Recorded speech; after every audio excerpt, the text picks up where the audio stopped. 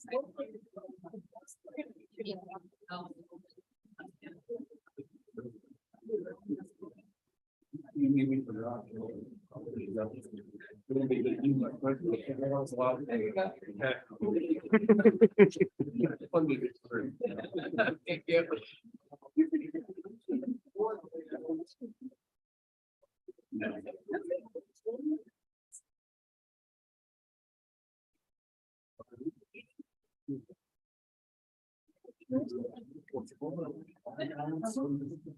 I think it's webcam, it's not anything. I don't think so, yeah. There probably is.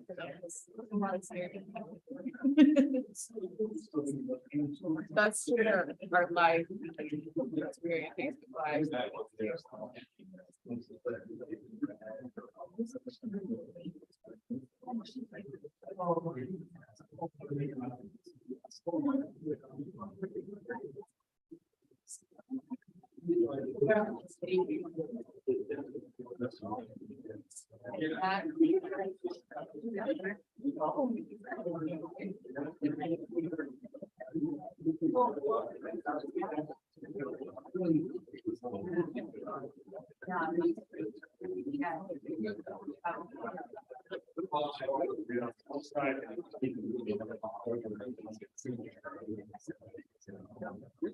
So we didn't have it, sorry.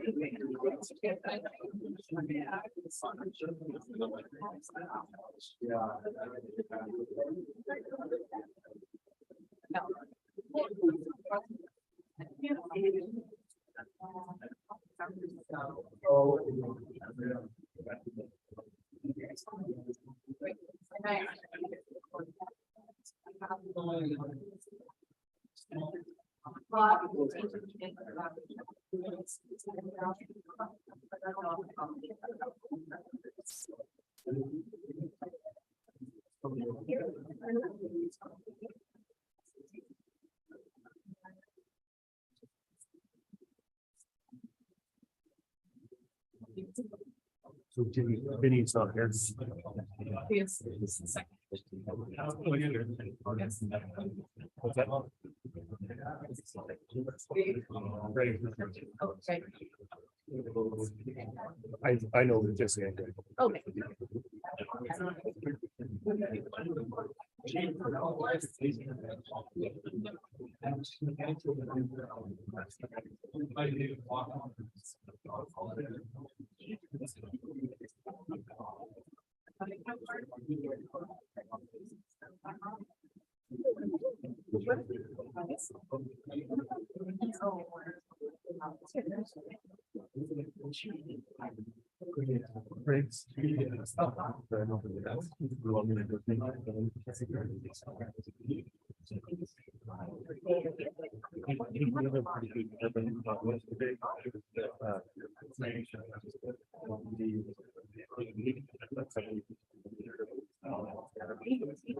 I think that you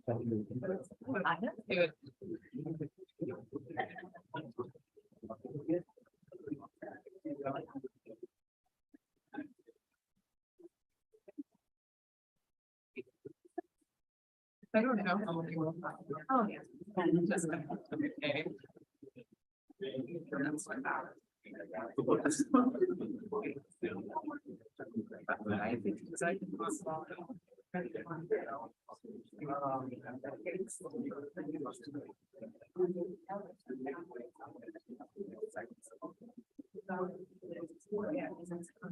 would like to take it started.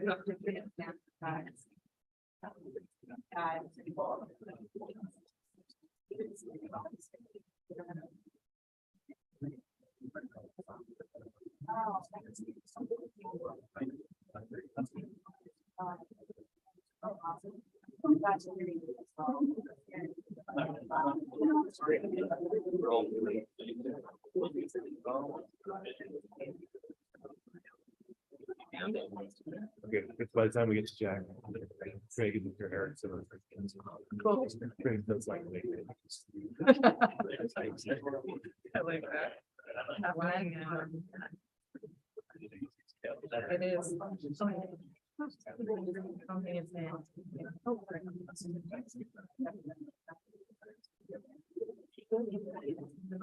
you're in rush hour, I'm not ready to-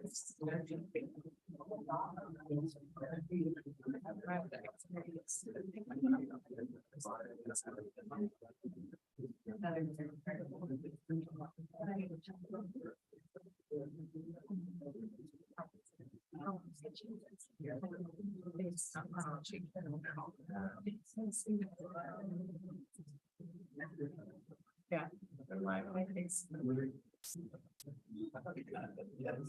Yeah, I like that.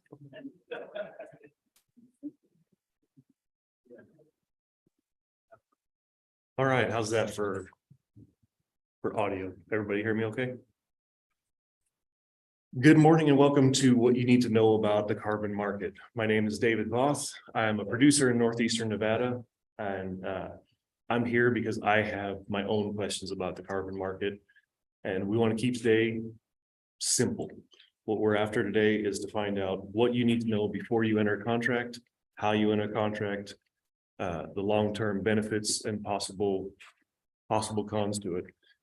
Before we begin, because we only have 2 hours to talk about a complex issue of carbon, I want to say that today's event is brought to you by Good Grazing Makes Sense. Just quick show of hands, how many have heard of Good Grazing Makes Sense, the SRM program? Nice. How many are members of Good Grazing Makes Sense? Pretty good. Thank you. Benefits to membership of Good Grazing Makes Sense include a complimentary membership to SRM. So I encourage you to reach out to your producer friends. This not only helps Good Grazing Make Sense, but it helps the Parent Society as well, increase our membership. A complimentary membership is a great way to get somebody started in SRM. It also includes almost unlimited access to a wide variety of range professionals. I know I personally use it all the time. If I have some wild idea, I just send it out there to the Good Grazing Makes Sense group. Before I even do any research, I have where to start, where to go. The other day, I had a question about delaying calving season, the pros and cons economically and ecologically. And before I knew it, I had more answers than I could handle. Lots of access, free access to professionals in the industry that can answer sometimes ridiculous questions that maybe shouldn't have been asked in the first place. Direct connection to videos. A couple months ago, we did a drought panel that was pretty similar to this, where I got up and just asked everything I needed to know about drought as a manager. And those kind of questions, we got similar questions from Minnesota, Canada, people just really wanting to know what's going on and how to handle drought, much like today, how we're going to handle carbon market. We are also we're also honored with Rancher Stewardship Alliance as one of our co-sponsors, and Martin Townsend's going to just give a quick explanation of what they do. Yeah, so Rancher Stewardship Alliance is a landowner collective in north central Montana that started in 2003 as a group of local ranchers basically getting together to learn from each other, talk about threats, opportunities, and challenges in their area, find ways to come together to learn more about those issues. So for us, it made sense to work with Good Grazing Makes Sense, because as a group that started just trying to learn from our neighbors, if we expand that audience nationwide and take advantage of what all SRM has to offer and bring that in, there's more resources for our group to better learn from, to ask those odd questions and learn from people that might have experienced something similar somewhere else. That's great. And as RSA, we're always happy and always thrilled to be included on stuff like this and share what we learned from that part of the world and learn from everybody else what's happening there. Great, thanks, Martin. So today, I want to make a super casual conversation. Nobody in this room or online should walk away without having their questions answered about carbon, or at least a direction to go to get their questions answered. So as questions come up, raise your hand. Those of you online, please just drop them in the chat and we'll get those questions answered on the fly as best we can. Don't worry about saving your questions to the end. This is a complicated issue, and if you have a question, let's get it addressed right away. Like I said, today is a very low level version of what the carbon market looks like. I know when I talk to other producers or people in finance, when I start to learn more about the carbon market, I'm more confused than when I started. I hear people say that this is a passing fancy. I hear people say this is the future of ranching. As a producer, if there's a way for me to get paid for my good stewardship, I want to know about it. And not as a subsidy, but if there's a genuine market for the good things we're doing out on the ground, we should take advantage of it and get paid for it. So with that, I'm going to jump right into our panel discussion. Do introductions across the panel, and starting with Jeff Goodwin. Morning, everyone. My name is Jeff Goodwin. I work with Texas A&M University. I work with our Center for Grazing Lands and Ranch Management.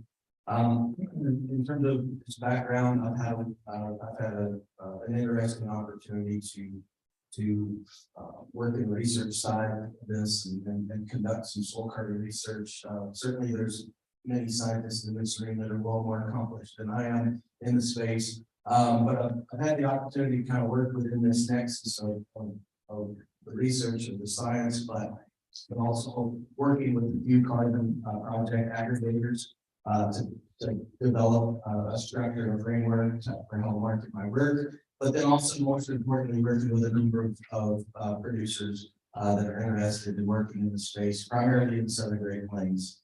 And so I'm like you. There's this old saying that the more you know you don't. And I think we've all got more questions now than we probably did when we started. But I'm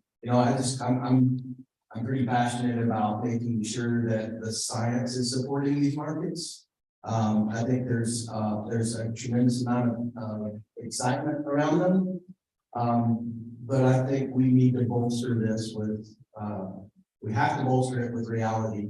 And the reality is that we live in a very complex and work in a very complex natural system that's dynamic and it changes over time. These markets are structured to work in a linear plane, and carbon doesn't sequester that way. And so I also think that I don't want us to get overly myopic in thinking about carbon as the solution to save ranches. We have to look at that as one ecosystem service that these ranches are providing, and it's part of a bigger suite of ecosystem services that producers are part of that solution to help us get further down the road. But I'm the elephant in the room today, so let's talk about it. My name is Jenny Pluhar. I'm also from Texas, like Jeff. I manage 3 ranches in the Texas Panhandle, and I am executive director of the Texas Grazing Land Coalition. So I kind of have a dual role here in the carbon thing. The owner of those ranches in the Panhandle signed a contract last year on some of his own property in the Wichita Falls area. And that proved to be a very expensive mistake for us. We're still recovering from. Learned a lot about the contracts at that point in time. With Texas Grazing Land Coalition, we're doing our best to get information out to producers about contracts. Jeff and I were both part of a group with Texas Ag Land Trust and several others that put together a publication that I think is arriving here during this session on Carbon 101, questions you should ask. We had legal advice on that, and just things to ask before you get involved in these contracts. So I've probably had a unique experience with these contracts, but I fully support what Jeff is saying. The science has got to support what we're doing. And there's a lot of unknown. There's models that are used, but you have to remember those are models. And there's just a lot of unknown around this, and you need to tread very carefully.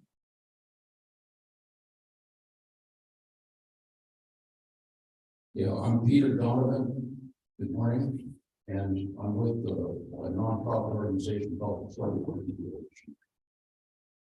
And a little bit of background, I spent a lot of my younger years herding livestock, sheep and cattle in the sheep business for a while. I did a lot of range land monitoring. And around 2009, 2010, about the time that the Chicago Climate Exchange went collapsed in my belly up, I started doing a lot of carbon measurement, and I did hundreds of carbon measurements in ranches all across North America over the space of about 10 years. And what I found was that carbon accrual was noisy, highly variable,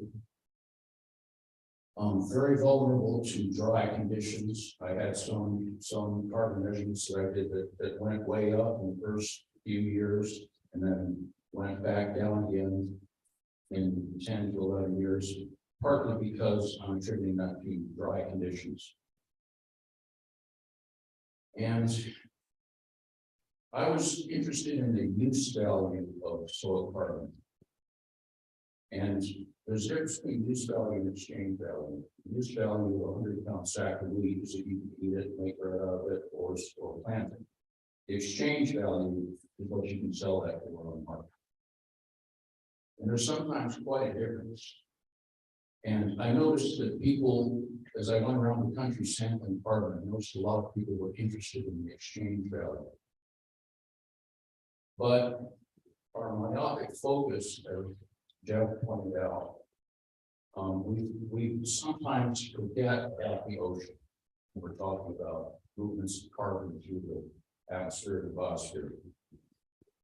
There's a whole lot of carbon, dissolved carbon dioxide in the ocean, probably more than there is carbon in the atmosphere and soils combined.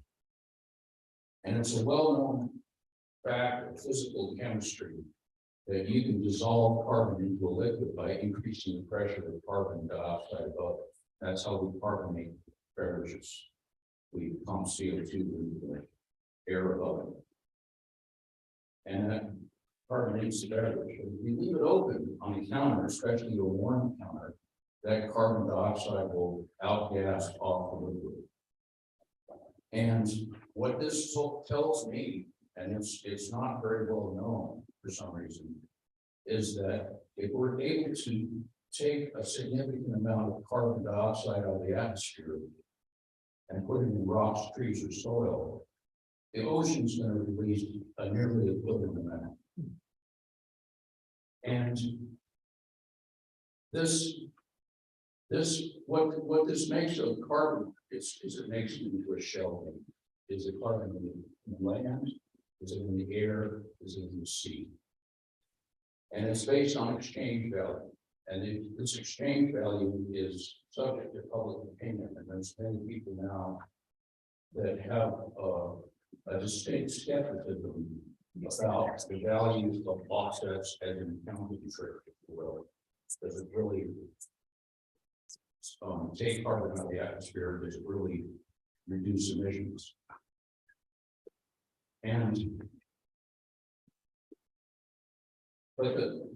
This is not to say that there isn't an incredible use value with soil carbon, but you can't transfer that use value. The use value is in water, in allowing the soil to accept and hold water, wildlife, and of course, productivity. You can't sell that use value without the state on the day. You have, it's important to people downstream, downwind, but that use value is with the land. And I don't criticize ranchers for seeking another source of investment. We need investment in better management. But the market as a whole is a shell game. And that's you can't hide from that as a rancher. You have tremendous liabilities in terms of price, risk, public opinion, greenwashing, increase in surveillance monitoring. You have benefits, yes, you can get investment, but you also have tremendous risks. Thanks, Peter.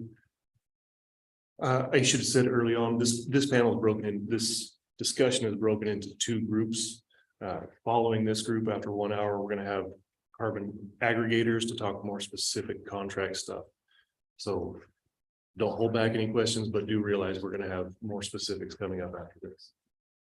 Good morning, everyone. My name is Connie French, and I'm from Malta, Montana. My husband and I ranch south of Malta, predominantly from Africa, also in years. I am a member of the RSA group. I'm on the board of directors. I am a trustee for the Montana chapter of the Nature Conservancy, and I'm an administrator for the Health Conservation District, so I'm pretty involved in the conservation world. And we started in on looking into these carbon markets and explored them. And then the more that we explored the carbon markets, the more confused we got and more mixed messages we got from very intelligent, knowledgeable, well-respected people had a lot of varying opinions on it. And so that caused us to back off. So I'm actually here to learn as much as the rest of you are about carbon markets, because there's so much to know. And that's one of the reasons I think that we backed off is we, as ranchers, don't have the time to invest in the research and the due diligence that's required to make a wise decision on whether or not to enter this carbon market. So we're depending on other people to do that for us and where to put our trust. Another issue that my husband in particular has with the carbon markets is there's an ethical component to that as well. And we talk about that, and it's kind of a touchy-feely, fuzzy kind of a thing, but it concerns us. So that's where we're at. We do have we're involved in a lot of other programs with a lot of other groups to bring extra money into the ranch and to help us with our stewardship and our infrastructure and doing a good job of grazing. So we're familiar with working with other groups. But this one just seems pretty complex and a little bit scary for us. So anyway, we're looking into things and have some questions just like everybody else. I'm Jack Alexander with Single Resource Solutions and involvement in the marketplace that I was in certification for SRM and on the board. Jenny and I were first time SRM approached to talk about what protocols certified range management professionals and departments could do. And we're working with the Board of Exchange to establish the monitoring protocols and crash. There's been one other cycle, and unfortunately it happened at the same time I was back, cycling around on the certification period. And the other is I live about 6 miles from the president, where every NGO in the world has an office. So basically, I'm an Uber driver from the airport for people asking about carbon for NGOs. And so I've got to go to a lot of dinners to talk about carbon. But what I'm on this panel for, and I could go on about the monitoring protocols for a long time because that's what I do. I like to be, on my hands and knees, clicking plots and worrying about whether point intercept dot should be 2 millimeters or infinitely small. But that's a different thing. A lot of what I learned on the carbon market came from thinking about ecosystem services, which Greg, I was supposed to come after you, so like I'd know what you said instead of trying to guess what you're going to say, was introduced me to more than 25 years ago about non-commodity values and how to market those for ranches. And I've spent a lot of time in the last 25 years trying to market non-commodity things.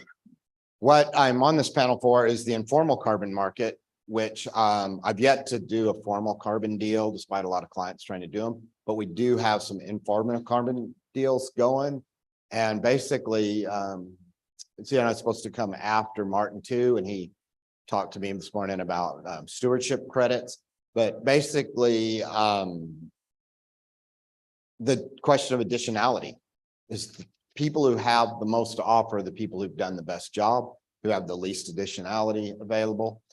And last week I learned the term that conservation occurs at the speed of trust, and that the deals that we've done are occurring at the speed of trust because the buyers are frustrated by the amount of friction in the market and are trying to figure out a way to go directly to the producers to affect change on the ground without, and then with a amount of monitoring that made sense to producers.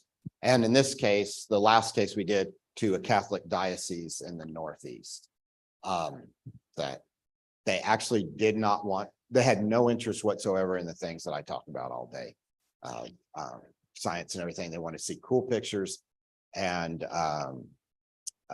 farmers having their lives changed and big changes in soil health. So that's what I'm here to answer questions about today. Thanks, Jack.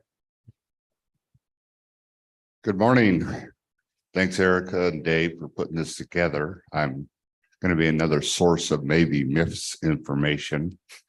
But anyhow, in the last 18 months, our company, Open Range Consulting, or myself, have gotten lots of calls, and we've gotten calls from people that we've never talked to. For instance, call from Bern, Switzerland, which is the reinsurance capital of the world. And this, I think they're a Jewish group, or I've been told that basically they were worried that they had actuarial tables for the last 500 years, and they had bonds, and they didn't know what the terms on the bond ought to be, length of time, interest rate, because they couldn't. The world's changed enough that from climate that they didn't know how to rate these bonds, and they were wondering if we could help. And I said, I can't. Large international banks, one of them, there are buyers out there. They started a climate fund for their bank, HSBC Bank, and they raised $2 billion in 9 months. There are people out there that want to do something about the climate, and the bank had special terms that were more than a decade and less than 10% that these buyers would be willing to lend money or something, and it could be on an individual basis. So instead of you, my fraternity, and people that have inspired that I normally have talked to most of my life, and the Nature Conservancy kind of guys and people that are trying to do things on the land that we've been around the burn barrel for years talking to, there's a whole different group that wants to talk to us. And so I've had a little bit of more exploration. I had friends 30 years ago get in on the CCX, a carbon exchange market. And I can tell you the reason it failed was a lack of metrics. When real money changes hands, there has to be trust, and there has to be known value. And eventually, and the CCX was based on the best and the brightest in soil science, thinking about how we're going to measure this. And then when it was not measurable, the wheels came off of that market. Anyhow, one of the people that I've lived by, a famous management consultant, Peter Drucker, said, how well you measure will determine how well you can manage and how well you market. So you have to be able to measure to make markets.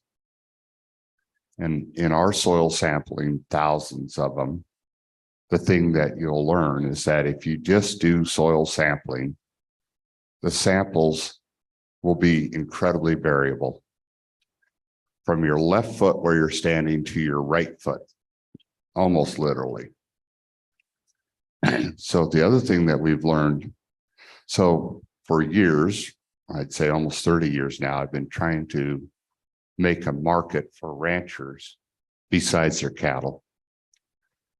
But to make the market, you have to have a scale that is precise, accurate, timely, and cost-effective. Because the willing buyer of a value, say your cattle, and you, the willing seller, have to have a known value. So if you have a scale that only weighs in 500-pound increments, and you can't really certify very well, then the buyer, he goes, boy, I'd love to get this value from you, your cattle or your carp or these environmental values. but I'm not sure what I'm getting. So on that end of the trade, you go, I'm not sure what I'm getting now.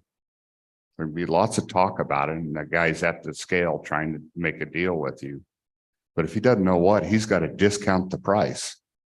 Then on the other side of the scale, you're the seller, and you don't know what the amount is. And he offers a low price because he's worried he's got to make his money. Then basically you hear this low price and you say, I'm not in that market. I'm not going to do the trade.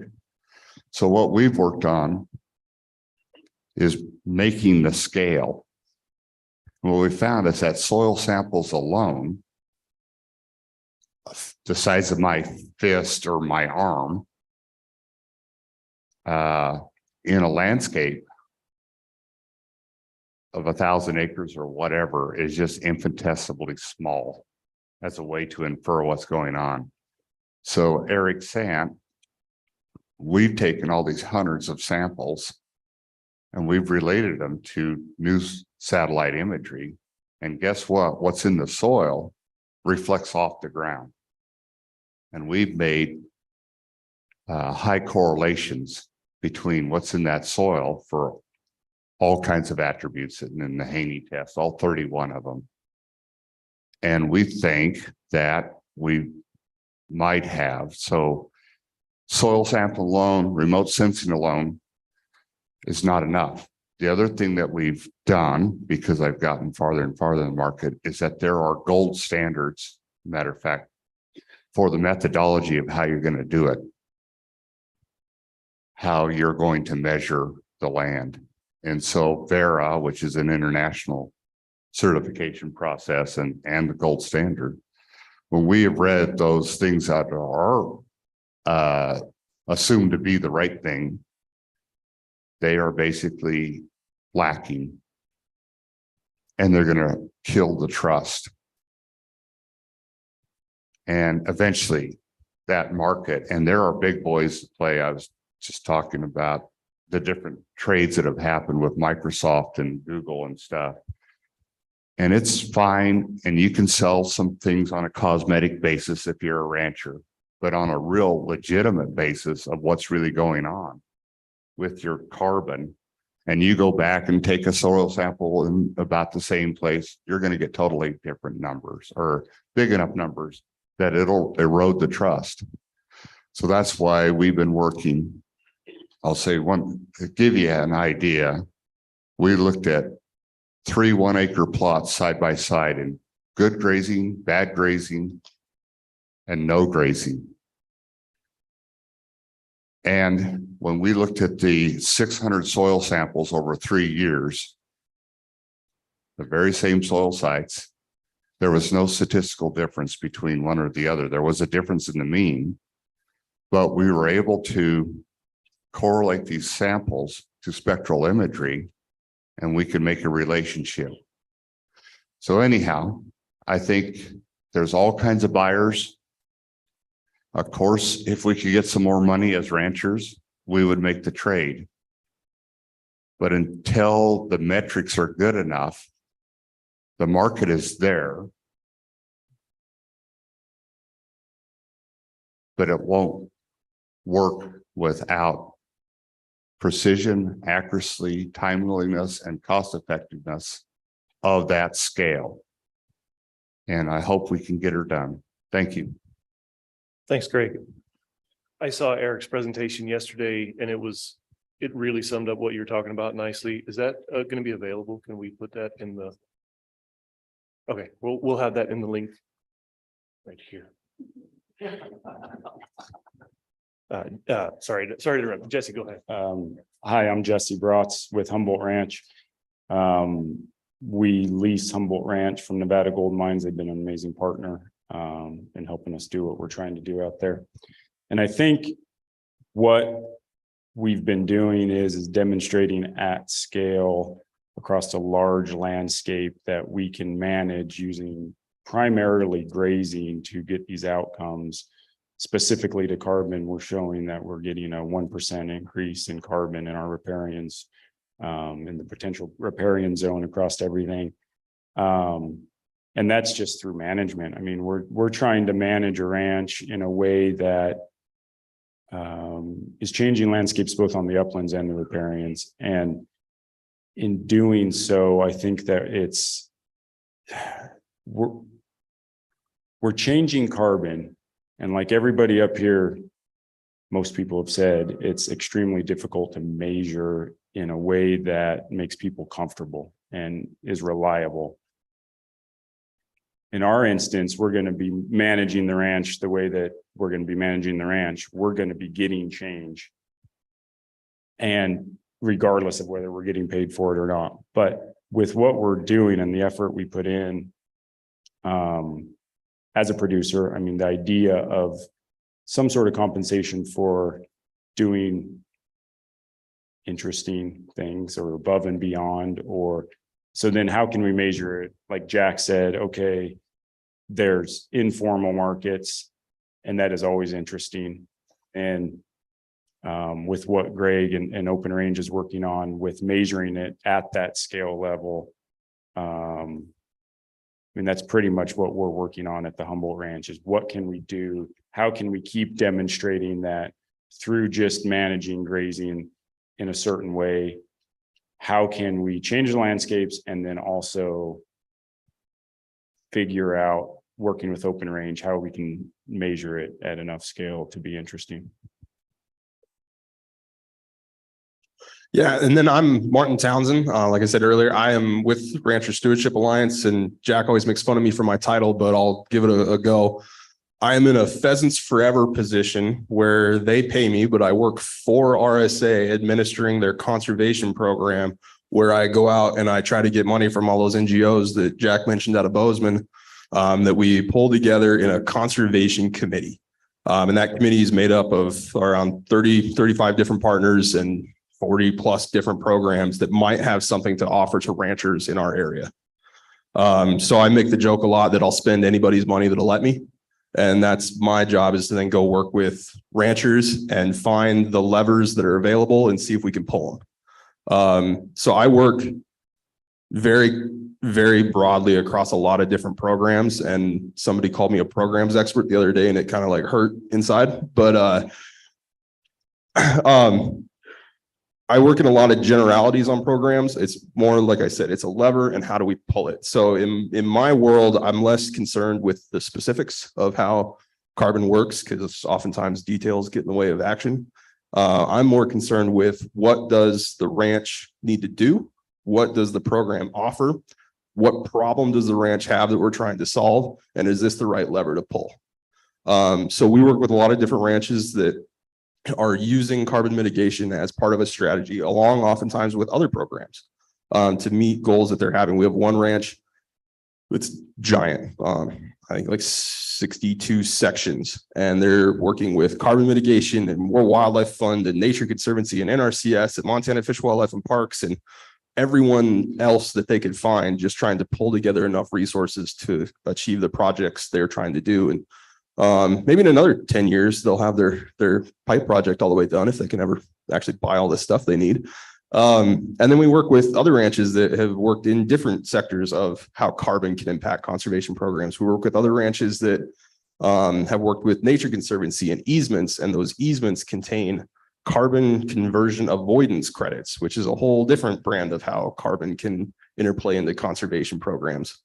So there's so many things out there that can add to a ranch's goals and their values of how they want to create change through time. I think carbon mitigation is the strategy for that, as long as it's the right lever to pull.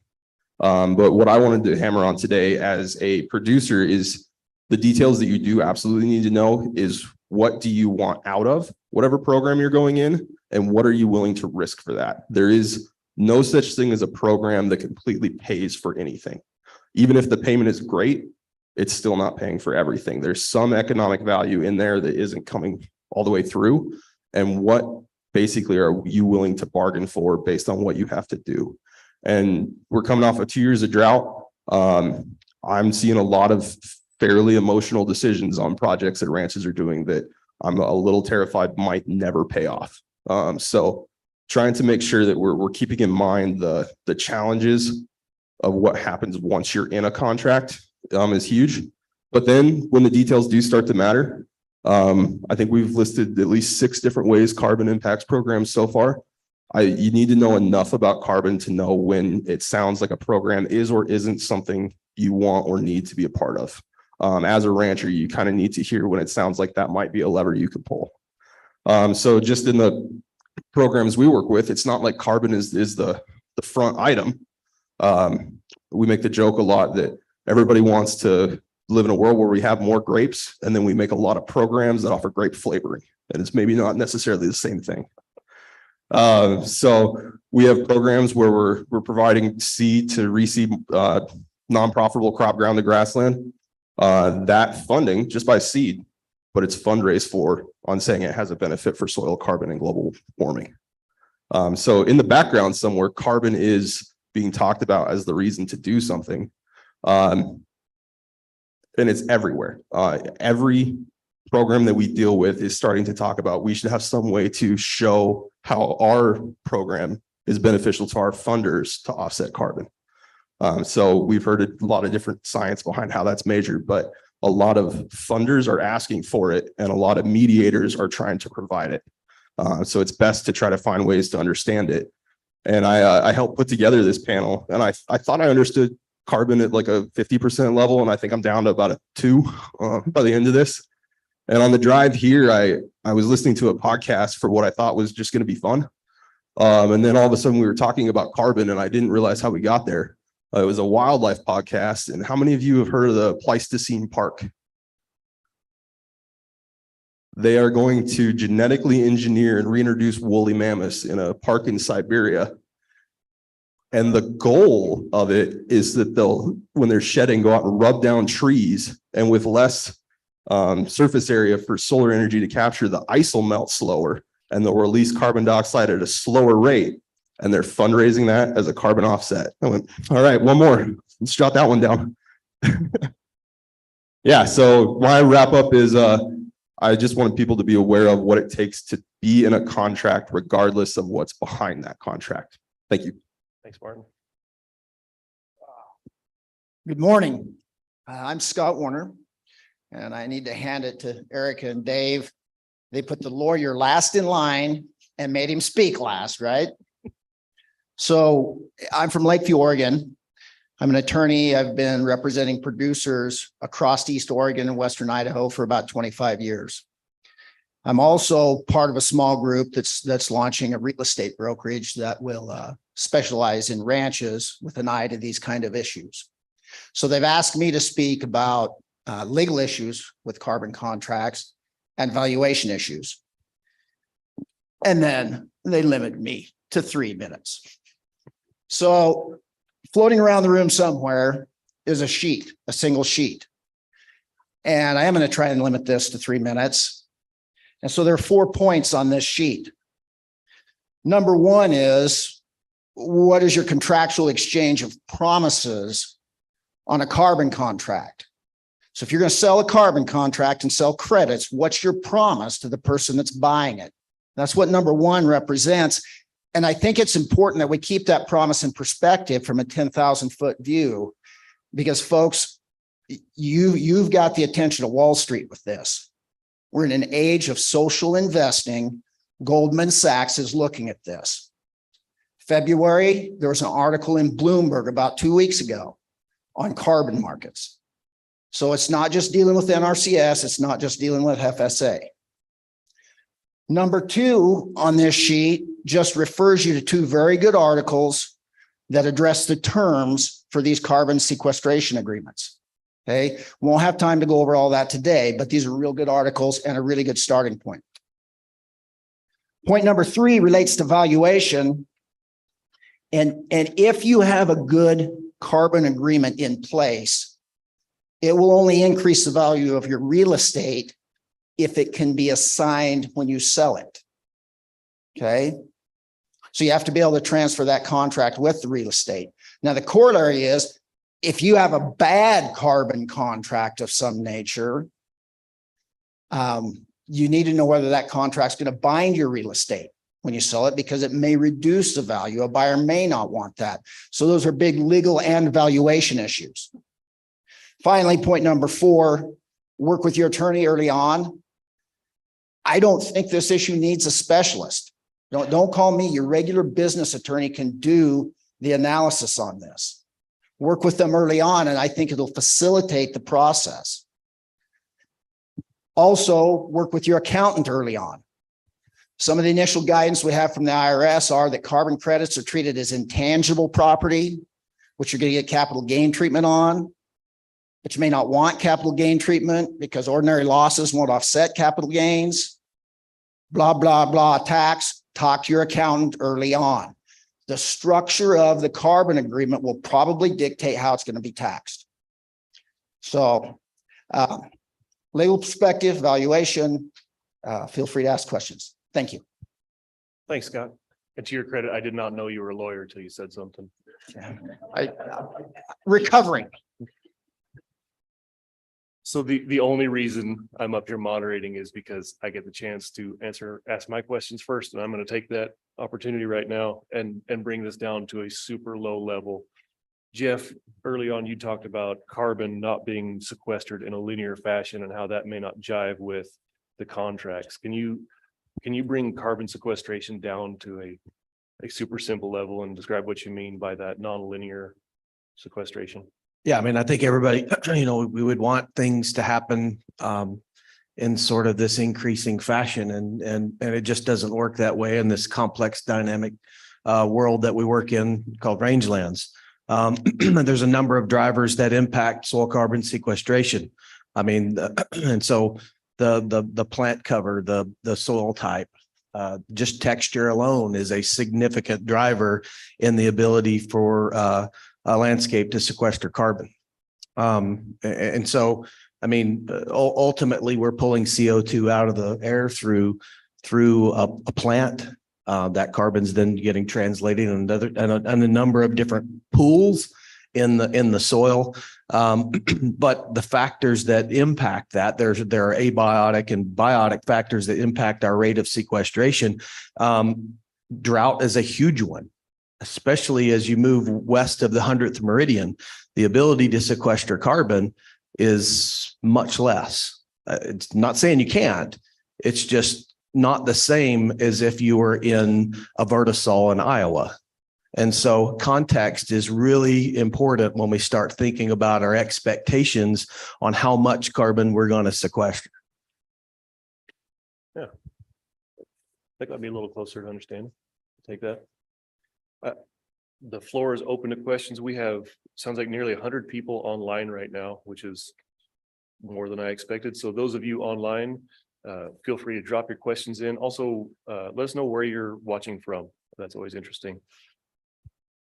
Question. So if we figure out how to accurately monitor carbon, which I understand there's a lot of issues there, do you think it will ever be treated like a commodity in terms of being able to get a loan at the bank on carbon stored on your place? And ultimately, will it be treated as a split estate in some states like oil or gas? And looking at the end of this, it's probably going to go all the way down. Yeah, that sounds like a Peter and Scott. Yeah, I'm probably the wrong guy to ask this question of. I think the right guy to ask the question of is going to be the scientist, because I think it's going to roll down to verification. There's no doubt, I think, that there's a demand for this. It's just whether we can verify, I think, and I'm not sure that there's a lot of qualified people here, but I think it's going to roll down to verification.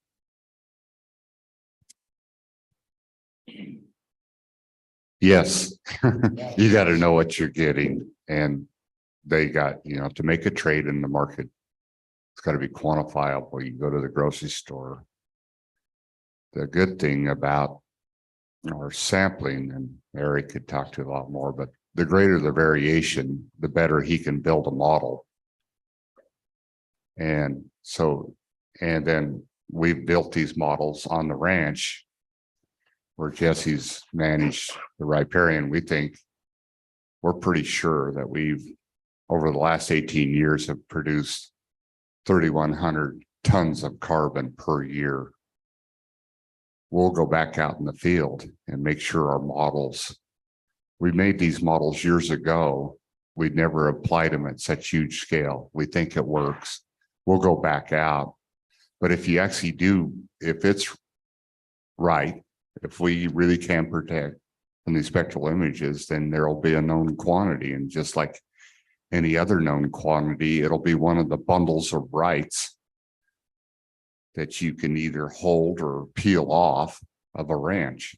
And then it would be subject to the same value, you know. If you thought on the ranch, I had this stuff, some of it you might be able to take with you. I'm not sure about the legal effect, but the first step that we've been working on for a long time is to hone in on being able to measure it. The answer to that question is yes, because it's occurring. It's being traded. It's being traded speculatively. It's being gambled on. The numbers that we think of in rangeland are so small that there's a project that I'm aware of that stalled recently because there was only the ability to make $900 million a year on it. And because it didn't reach the $1 billion a year threshold on ranches in the West, it got put behind, in fact, to go make another movie. But we're not concerned with the science other than to hire a few scientists to make it work, but they were willing to move forward while the science was being done. From just from the speculation in a couple of movies, and which I should know the names of, but the popular movies on soil health, Kiss the Ground, and it's the How Not the Cow, the Nick Offerman movies and stuff. So yes, it's being done, and by people who feel. One of the discussions at the dinner is that betting on it was it cost everybody at the table $10 million to have supper that night, which was, I can't deal with those numbers of, well, I just threw $10 million in the pot to see if we wanted to do this or not. And we were trying to figure out how to afford the whether we could do the monitoring for $20,000 or not. So it's being done. Oh, okay, I'll leave mine for now. Go ahead. This question is beginning. I'd like to know what, you said that was a big mistake. What parts of it made it a mistake? And what you think could have been done different to make it a success in their investment? I'm going to repeat the question for folks online. The question was to Jenny specifically, what made your contract unsuccessful, and what steps would you do differently next time? Sum it up. Good question. We should have contacted an attorney right out of the gate before we signed the contract. The contract had a lot of legal problems with it. But the first thing was the person selling the contract. It was an ag aviation firm in Central Texas. They represented the company that was offering the contracts. And they were going around to everybody and saying, okay, if we spray weeds, it'll increase your soil carbon.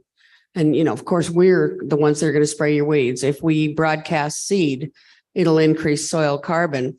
And this is easy. You're just going to get paid for what you're already doing.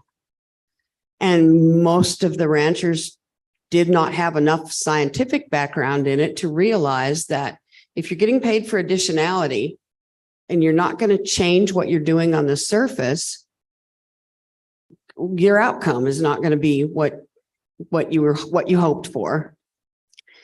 So a lot of buyer beware there. My landowner is a very smart businessman, also a very trusting person. And the cowboy foreman who runs his 15,000 acres said, everybody's doing this. We need to do it. It's easy. It's just we're getting paid for our soil. We need to do this. So yeah, an attorney's the first place. I would have one disagreement though. There were some attorneys that looked at some of those contracts there And because they didn't understand that if you don't change your surface management, you're not going to change, you're not going to get that additionality. So they needed a little scientific knowledge in there, or they needed to work with a scientist somewhere. But my landowner also made a very critical mistake. That ag aviation firm said, we'd like to order chemical to spray your weeds, and we need the money up front to order the chemical. And I'm still trying to get $247,500 back.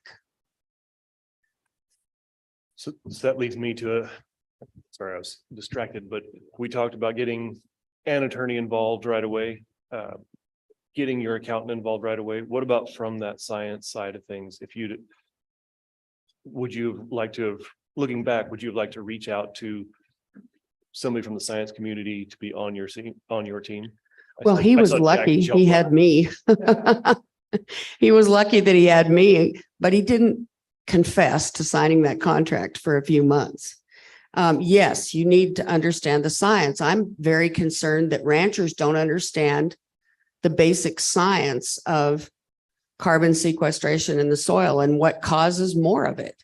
And that it's a different what you do on the surface. Like Jeff said, context matters, but they don't understand all the management.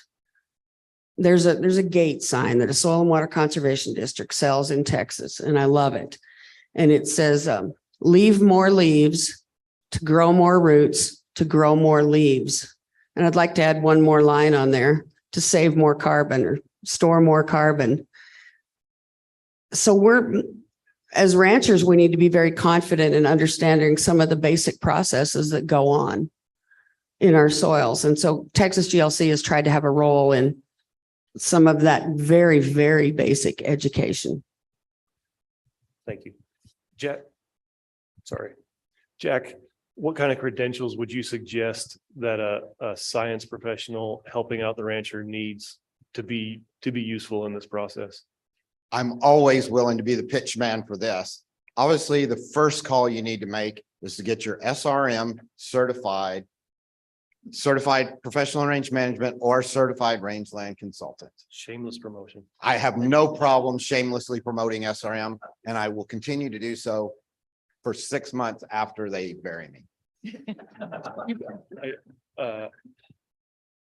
I think I'm directing my question to Connie. You know, we've heard about the problems with the metrics of carbon. And you made the comment that after looking into this, you kind of slowed down to a walk rather than going ahead in the trot. What are the other things beyond just the metrics that really concerns you to back away? I gotta speak this into the microphone. That was a lot. What? Oh.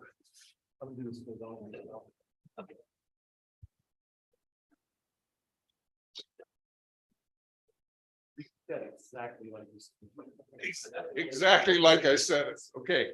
I guess I'm directing my comment mostly to Connie. We've heard among most of you that there's a problem with the metrics and measuring the carbon aspects of it. I heard you say that you backed away for quite a few reasons. What might be some of the other reasons that caused you to, slow down from a trot to a walk, so to speak, and back away from this interest? Chance we get two microphones?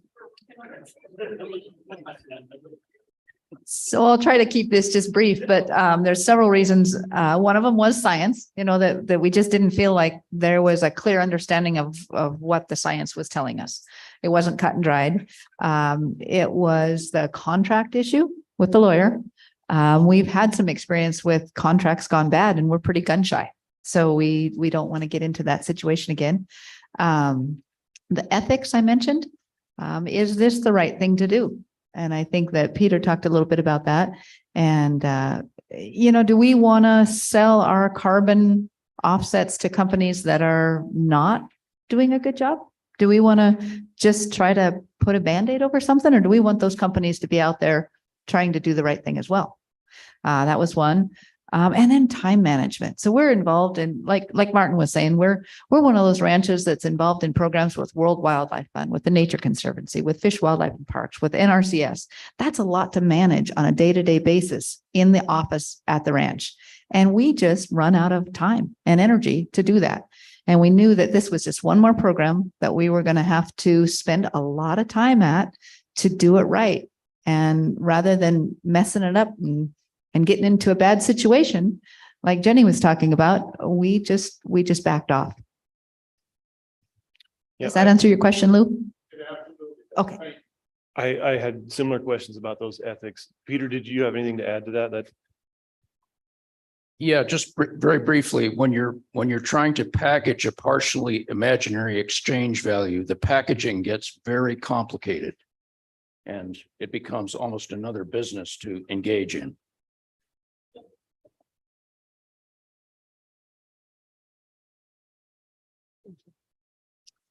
I am a targeted grazer out in California and have both sheep and goats. So this is, I think my situation is a little bit unique. I'm wondering, because you mentioned about how this could potentially be adding value to your real estate if you become someone who has a carbon contract that could then be sold to the next landowner. We work on 80 to 90 different public and private lands throughout the year that providing a targeted grazing service. So I guess I'm asking, is this something that's going to follow the livestock and the grazing program, or is this something that's following the land? Would I be able to, as a targeted grazer, is this something that I could be doing and having certified on all these lands I work on, and I would be getting those credits, or does this go to the person who actually owns that land?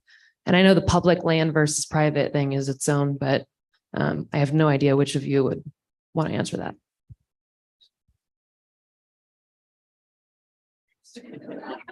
Well, she's pointing at me. Opinion, I believe that the credit's tied to the land, not the management being applied to it. I mean, the management helps, it's a service to help sequester the carbon, right? You're sequestering the carbon into the soil, which is tied to the land. I could be wrong, but that's just my perception and take on it.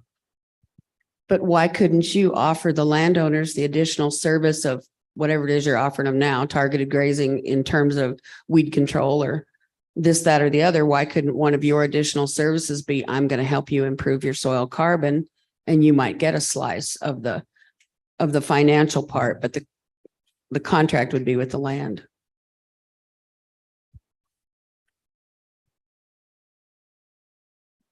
Those are some aspects I had not even thought about at all. So I feel like I know just a little bit less now. So depending on your lease agreement, I think it might be possible for a lessee to sell carbon credits. I'm seeing working lands agreements, where a rancher is agreeing to set aside certain practices or development rights, not a full-term conservation easement, but say a 20 or 40-year working lands agreement where those carbon credits are getting reserved, or half of them are getting reserved by whoever's paying for the working lands agreement. Okay. Typical working lands agreement I'm seeing says you'll continue to graze, but you'll do no more development. You maintain your water sources, you maintain your roads, you maintain your fences, but you won't do any more development, and you won't take anything out of native range. And I'm seeing those at 40 years. And in those agreements, I'm seeing we get half the carbon credits, you can keep half the credits type of thing. Again, I think this market is in its infancy, and I think so much is going to depend on the science. But I also don't think you can discount the interest, because it's certainly there. So the answer is it depends. Is that where we're going with this? Yeah. On my way to ask this question, just a quick, are most of these contracts set up in perpetuity? Is that generally the way these go? Carbon credit contracts. Mhm. No, I think that's going to be a function of how long it takes to sequester. I'm sorry. I think that's going to be a function of how long it takes to sequester a ton of carbon. The contract one is the contracts. It depends on the aggregator. Some are doing 10-year agreements, some are doing 20-year agreements. Some are doing 10, some are doing 20-year agreements. Again, it depends. Yeah. You'll reach carbon and then the contract will go on. copy. All right, I got my question answered. I'm gonna ask somebody else now. Thanks. How concerned are you all about carbon only be sampled in the top 20, 15, 20 centimeters and not actually at the deep layers where, you know, out here in the West, the majority of the roots are digging down, or even in the Great Plains, you know, where you have the tall grass prairie where roots are going down, you know, 3 feet, 6 feet, and we're missing all of that in that carbon, in those carbon accounts. So I know Greg has a good answer for that, but I see Peter's got one also. Yeah, the most variation in carbon that I've found in hundreds of measurements is in the layers. But I've also seen carbon losses, even under good management, in the 12 to 16 to 20-inch range. And I don't have any predictions. I think it's very difficult, but people say, well, my ranch has X% carbon. That's a meaningless statement, because to what sampling depth? And there's a lot of carbon that's down pretty deep. And the surface layers are particularly subject to microbial blooms, which can change fairly rapidly. Great. I know you've got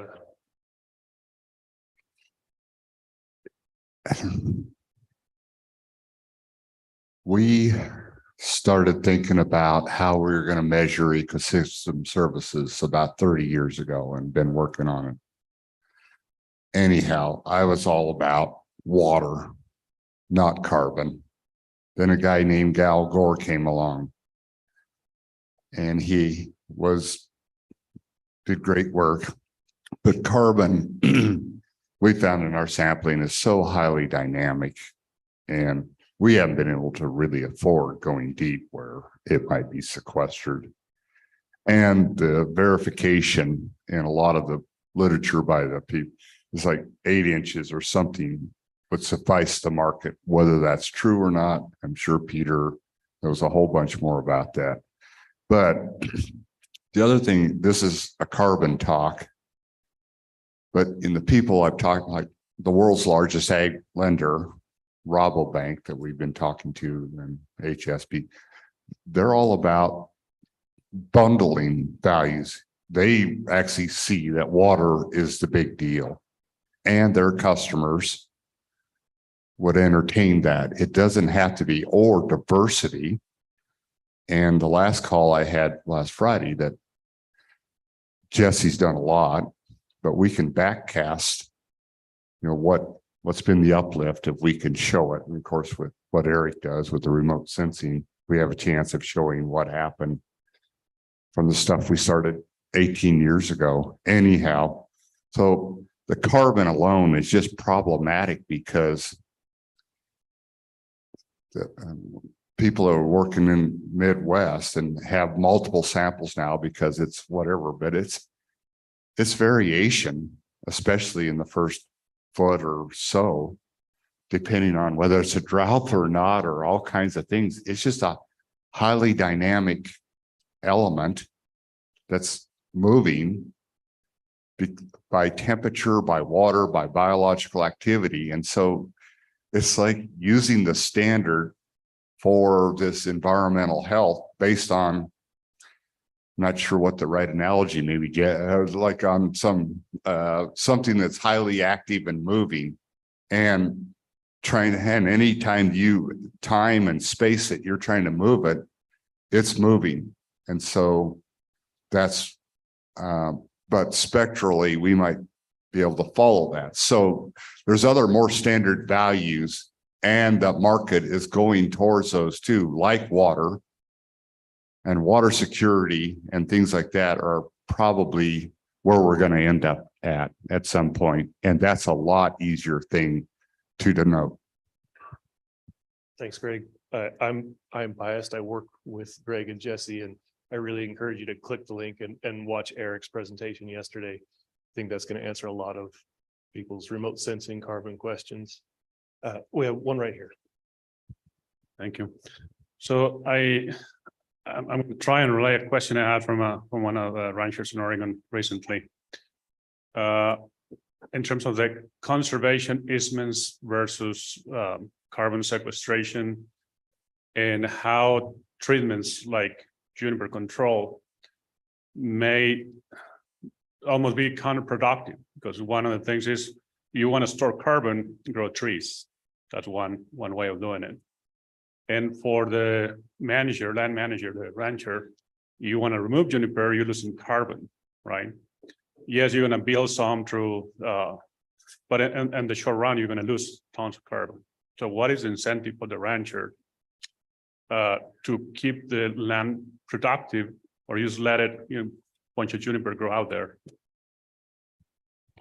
That sounds like a shell game type question that you were talking about earlier. You want to take that? I'm sorry, I didn't hear the question very well.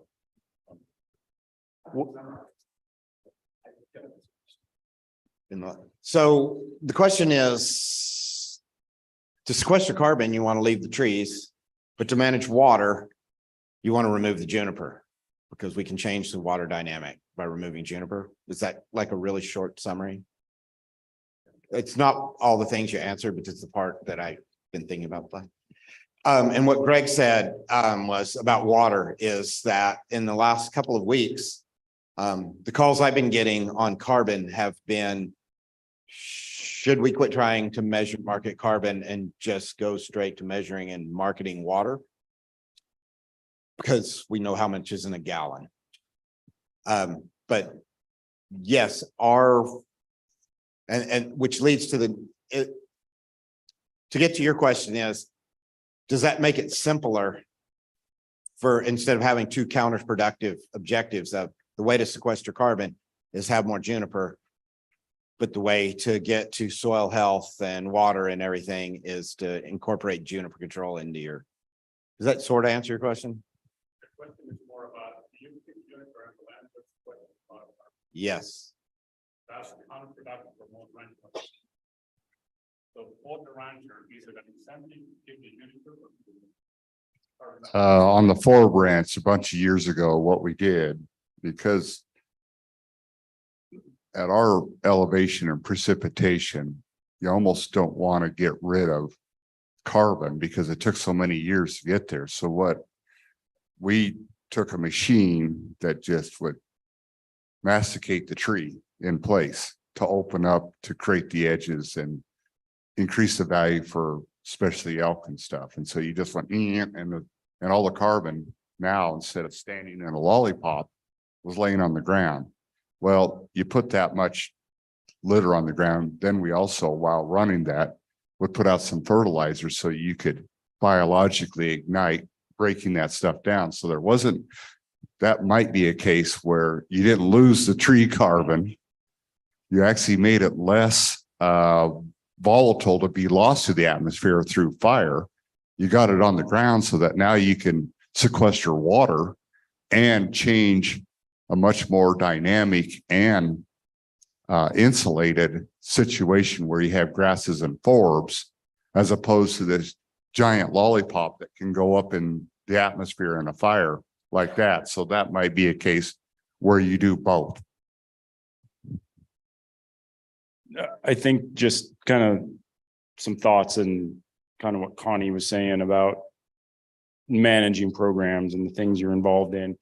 I mean, I think from the ranching standpoint, we look at it as it's just really hard to be involved in everything. If you open your doors to agency folks and help and markets, if you open them too wide, you get such a wave of help that it's too much to manage. And so prioritizing what you have, what's the biggest bang, what's the least risk for that rancher to do, and then I always love, like, I really love, Greg always has these ideas that are like the third way, but that means talking the person into being able to do something that's not normal set ways to do things.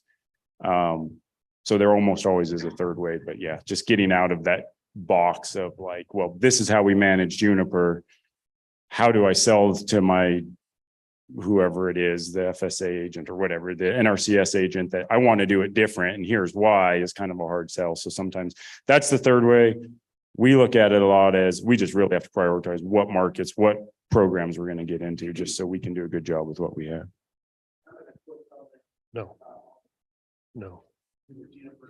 We have a lot of juniper. We have a lot of juniper too. And so to me, from it's an enterprise question. It's an economic question. And so you go back and let's just say carbon's trading for $25 a ton of CO2 equivalent, right? And in most cases where we're at, you're probably not going to sequester a ton, right?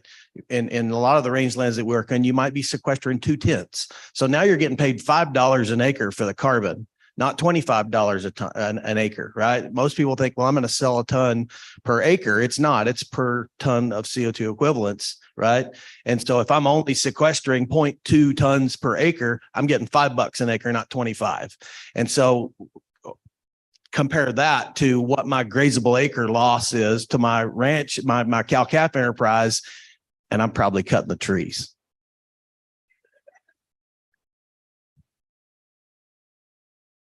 So the methodology and how you remove that PJ could be pretty important. But that may not jive with the way your contract works. And that leads to this question from Tara on YouTube. The goal is to increase carbon over the contract period. However, if there is a decrease in estimated carbon, what are the consequences of these kinds of contracts?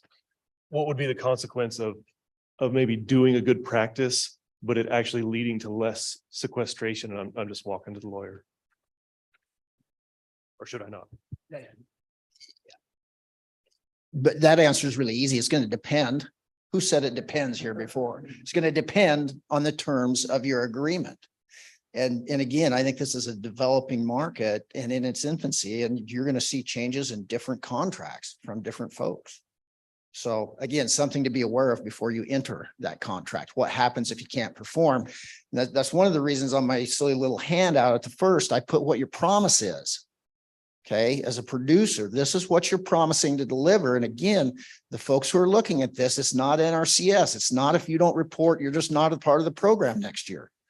This is the Exxon Mobils are putting in their shareholder materials. We're doing this, relying on what the contracts you sign. So it's not just the same, the group of us dealing with each other. Oh, sorry. Is there a viable way, instead of doing the measurements, the painstaking efforts of even going through desktop exercise, is there a way to use state and transition models to estimate, and maybe we're talking about less of a carbon market itself, but good stewardship should lead to better carbon sequestration? Is there something like that on the horizon where we can go to state and transition models for a quick estimate of what we'd be looking at carbon wise? Maybe others have opinions. I think that's a great point. I mean, there's not even any soil health information in an ESD currently, right? I mean, that needs to be worked on and added. But it is a framework. It's a framework from us to make assessments on rangelands or at least categorize sort of the state of the stewardship. I still think it's still going to be way too vague, in my opinion. See you.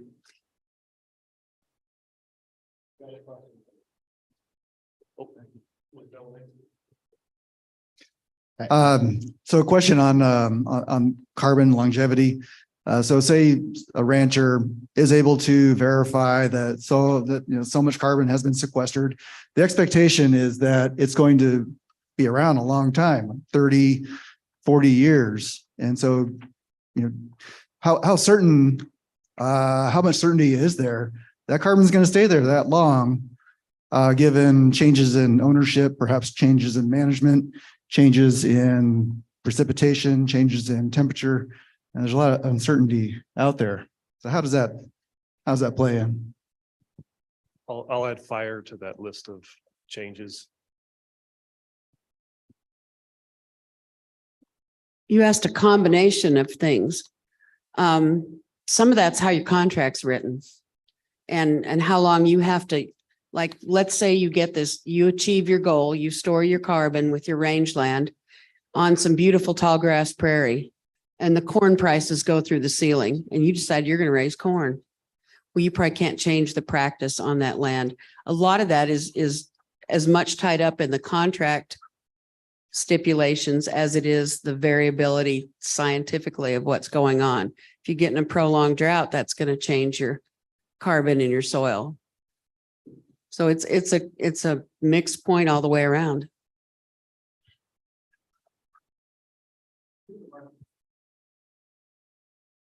For I'm not sure that I can answer that. I'm used to dealing with finite markets. My husband trades cattle futures. We know how much one of those contracts is worth, what it weighs, all that kind of stuff. There's others up here better to talk about markets. the question was, does the market respond to those variations in the landscape? Mhm. I'm just speaking to the YouTube folks right now. Yeah, the question might be better, who has certainty? You might, I might not. It depends on who you are. And we're talking about packaging and a partially imaginary exchange value. And it's like a stock price. Who has certainty that it'll remain? The carbon in the atmosphere will probably be there for a long time. Carbon in soil fluctuates quite a bit.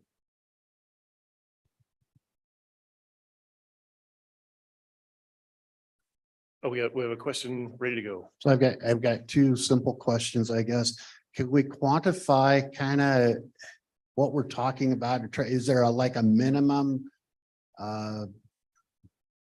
in like tons per acre that you need to have for this to even be worth the trouble? And the second question is, what are the opportunities for tribal entities here?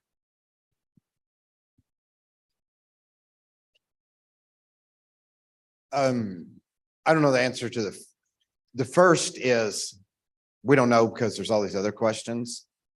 And there are people marketing infinitesimal ones, because if you're willing to go market, you can market the sizzle, not the steak. And that may be where it's going. As far as what can happen for tribal entities, I think there very much is. We've been approached and we've collected baseline data for them to do that. And it comes down to the same thing that we've been talking around here is, do they have a way to market it? And do they have that person and are willing to put those efforts into marketing it? And what Greg has been talking about, and Byron's in the back, he's actually has done this in the developing world, is I think tribes have a real opportunity to package that carbon as part of their ecosystem services. And someone else mentioned it, the amount of calls that are coming in from Goldman Sachs and stuff, looking for a way to say they're doing this is good. And tribal entities tend to have huge amounts of land and lots of upside potential. So yes. I would say to your first question, a minimum amount of carbon.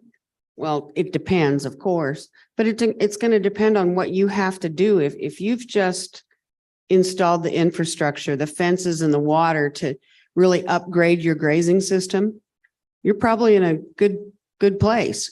If you've got 1,500 and 2,000 acre pastures like I do, and you would need to install a lot more infrastructure to change your surface management positively, the numbers are going to be different. It's very much an economics thing, and the numbers will be different because you're not going to get paid with additionality for what you're doing every day.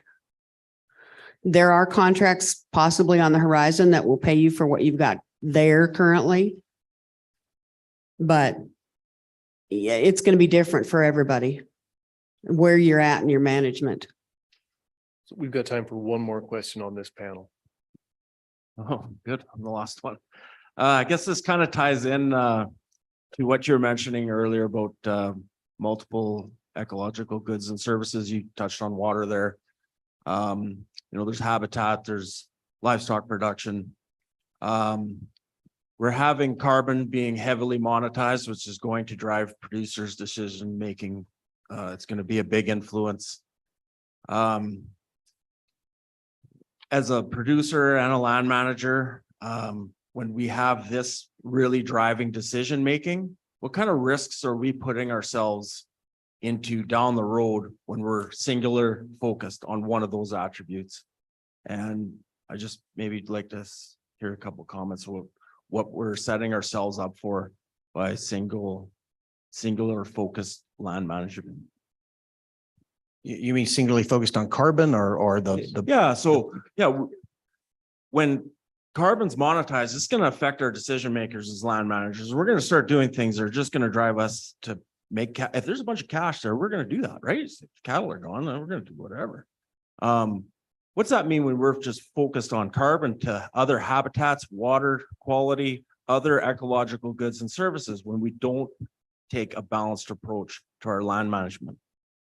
I think that's one of the things we really have to guard against. I think we need to remain holistically focused, and this isn't just about one thing. And I think there's been a lot of mistakes made in the past where parks or different land managers have focused on one species and managed just for that one species. And then later on, we find that there were so many bad unintended consequences for what we did to try to do good. And I think that's the same here, that we need to just keep that holistic management at the front of our decision-making process always. When you look at things like species or something like that versus functionality, get water in the ground. When water goes in the ground, good shit happens. Carbon, diversity, wildlife, all those things are. If you do a singular focus on how big's my weaning weight, you got a problem because it'll never be an optimum because that's so far up the line of values. When you're down at the bottom and that's where the leverage is. Get the water in the ground. How do you do that? So if I'm on a horse, which I never am, and I'm going around and I'm worried about my cattle, that same tool of managing the timing of herbivory, you're going to get this whole suite of values that society's worried about. They're not worried about generally about a plant, but you talk about changing water. Society's worried about water security. The byproduct will be carbon, and at the same time, it'll be the fertility in your cattle. And at the same time, it'll be the suite of neotropic birds across your landscape, which also, so singular focus is a problem when you're talking about something way up on the scale that has no leverage. But when you're down here and you're talking about how to make life by integrating water and sunshine through primary production, that's a different deal. And there will not be I've never found that it's a conflict when you focus down there. And that's when all of a sudden these broad suites of what people want and that the critters out there want and the downstream users want, it'll all happen at that point. Where's your focus? That's a great question. I know it's going to be a much more complex issue than just, can I take a little less weaning weight for the car? I mean, we're talking about an entire system it's very complex. Needs of that and biodiversity. I think we need to pay attention to all those attributes as we move forward. Like you say, there's so much to be known about this carbon deal. We're in our infancy. We got lots to learn. Yeah, I would sum that up and just we need to approach this very holistically, like somebody on the panel said, because who knows what's coming next? You know, what we don't know, it could be huge. I have one more question from YouTube. Are agencies all in agreement and supportive of this type of market? Or does that even matter since we're talking about private ground? Does anybody have a feel for that? We don't have an agency person on here, really. I can answer that question really simple with the one word. No, the agencies are not all in agreement. What about supportive? Some of the agencies are supportive and some think they're being supportive when they're being the opposite. And others think they're being opposed when they're being supportive. Is that a fair, sir? That was the most clear and concise answer we've had all day from anybody. All right, we're gonna wrap up the panel one part. It's gone way past where we planned. Who'd have guessed that a simple conversation about carbon would lead to this many questions? Please stick around. We're gonna take just a couple minutes to get the aggregators up here so you can drill down to some really specific things on how these contracts work. I encourage everybody from the panel, if you can stick around to ask those important questions to the aggregators. But let's take maybe 5 minutes to get things switched around, use the restroom, whatever. We have this room for longer than expected, so we can continue this conversation as long as we need to. Thank you.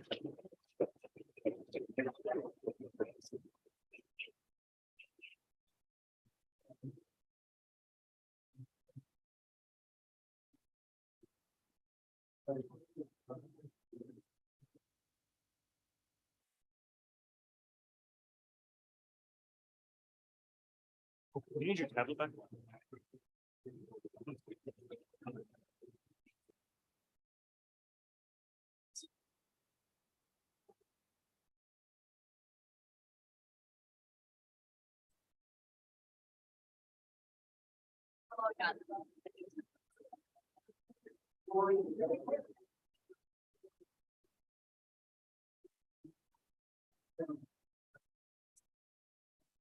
We had a big bunch of folks and attorneys, everybody, and a good bunch of groups. Together, 101 questions that you should ask, be asking before you go into a contract. Got a stack of them here. Do you want to just announce? Yeah, I'll do that. Thanks, Jeff. Yes, sir.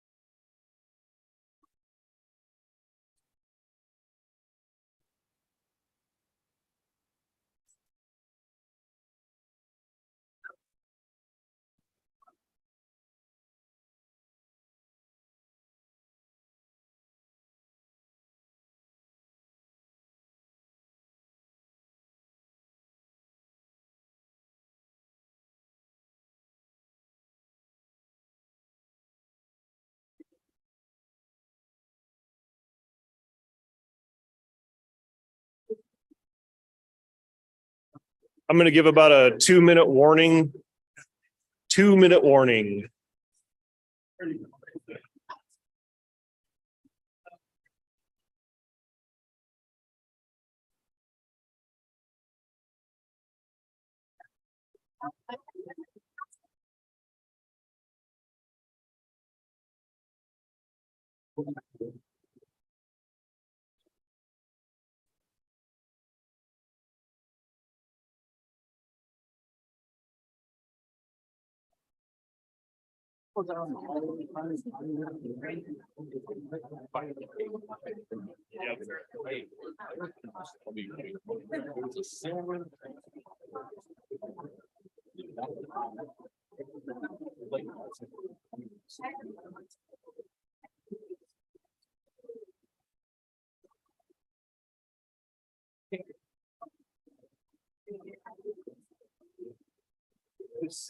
Maybe 18.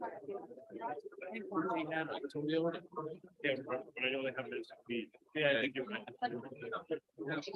Even though. Yeah.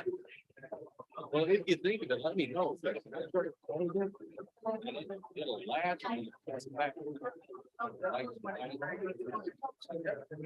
Just gonna ask Megan too.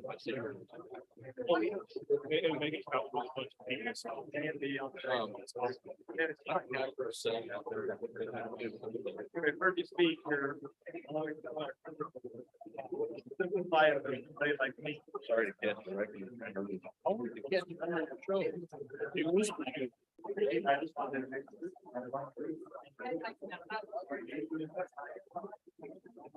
now. Sure.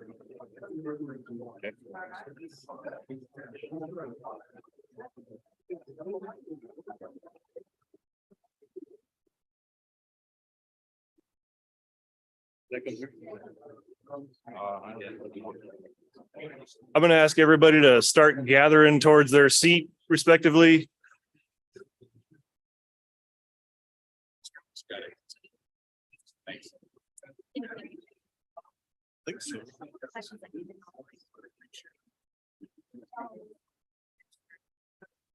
Yeah.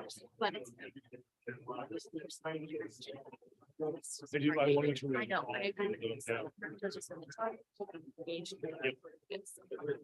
I'll try and every 3 or 4 mix one of those in.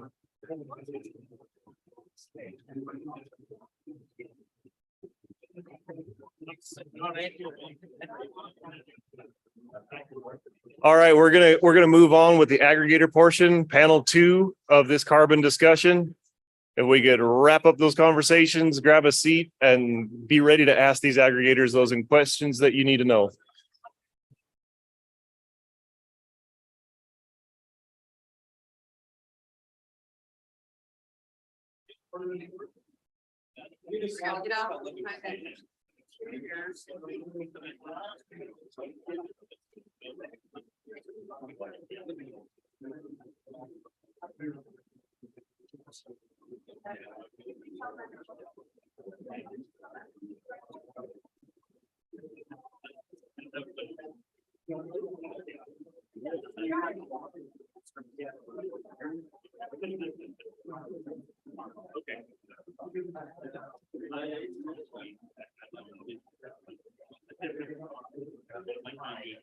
All right, let's get started. I want to recap for those of you who are just joining us and those of us who are watching this in the future on YouTube. We just concluded panel 1, which was a question trying to answer anything you need to know about carbon. And we did little more than scratch the surface, I know, but I think what we did accomplish is give a good understanding of what questions you need to ask if you're headed in this direction, at least a start.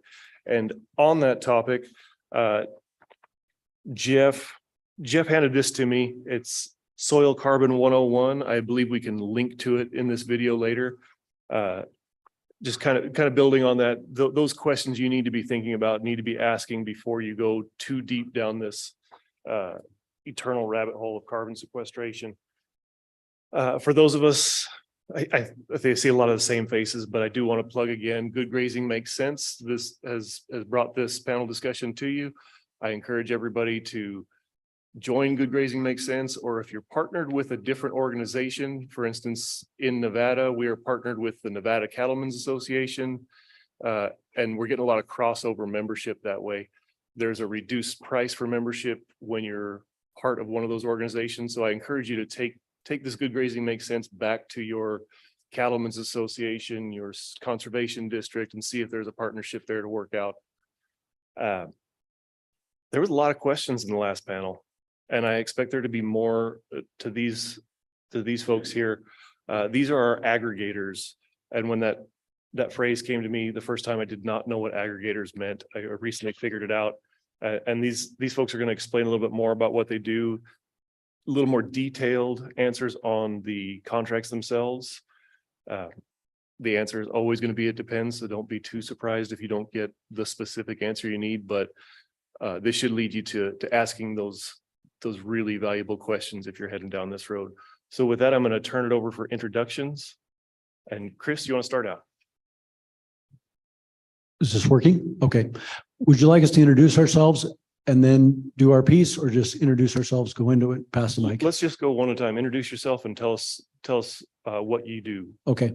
My name is Chris Mahus, and I want to thank you all for inviting us here to talk about this. Thank Martin for the opportunity to talk about carbon credits. I'm a program director for the Western Sustainability Exchange. We're a nonprofit that's been in existence for 30 years now, working in the sustainability space, now titled the regenerative space, working with innovative ranchers to improve their practices and hopefully get them access to new market opportunities. So I will just lead my part off by saying it was fun to be in a session yesterday all day that talked about hope and excitement and ecosystem services and the way to get paid for these things. And nothing against the last panel. I think it was great. I think they asked a lot of questions, but it left me not feeling very hopeful. So I'm going to try to create some hope here and give you some examples of programs that we're trying to launch that might not be perfect, but we're putting our best into it, and we are putting money on the ground for improvements. So it's no accident we had you guys last. We want to end on some hope. My name is Colin Mitchell. I'm a nature-based solutions project manager at Native. We are a carbon project developer. We also sell our own credits. We produce in partnership with the ranches and other projects we have around the world. We have been in business for 22 years, so we're not a startup. We are a public benefit corporation. We're employee owned, and we are a certified B Corp. As far as over the years, you may have seen us called Native Energy. We used to invest a lot in renewables before, they were popular, like they are now. So we have moved away from that. We do lots of project types, including biogas digesters for small landholders in Uganda, water filter projects. We work a lot with Ben and Jerry's on their biodigesters. And we also have a strong global grasslands presence as well. We've developed over 80 new projects that have all been validated and verified to a well-known third-party standard. Over $40 million have been invested in new projects of Native, and with an additional $200 million invested and an estimated 8 million tons of CO2 reduced. And I also manage our Northern Great Plains improved grazing program and help, other agricultural projects as well. Thank you all. I am Breck Monks. I'm from Agaro Carbon Alliance. I'm based out of Saratoga, Wyoming. We have individuals clear across the nation. I am part of the science team. My technical term is carbon cropping agronomists. We are a firm that produces carbon credits to sell as well. We are project developers, but we are solely based in agriculture. We have row crop carbon projects as well as grassland carbon projects.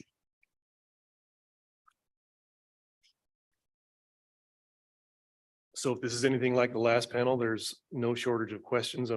Feel free, jump in with anything you've got. If not, I've got a long list of my own questions. So you look like you're ready to go with an answer that hasn't even been asked yet.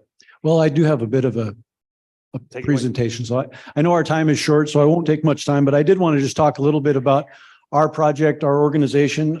As I said, we've been around for 30 years, and a little bit more on my background. I've worked in this carbon space before. I was part of the Chicago Climate Exchange project of 15 years ago. And And I don't disagree with what Greg said about science and validation and verification of the credits. I think that was a problem. But I do also believe that one of the major reasons that effort failed before is because most of the motivation and the reason that companies were purchasing carbon credits, that was a voluntary market, just like this one that we're working in now. But most of the reason was driven by the threat of regulation. And so those companies were looking ahead. They were seeing that freight train coming downhill, and they wanted to get out and do something about it ahead of that. The motivations now are completely different. The public, consumers, the entire world is concerned about climate change. And so economics rather than politics and the threat of regulation are driving this market that we're talking about. And so a lot was said in the previous panel about demand.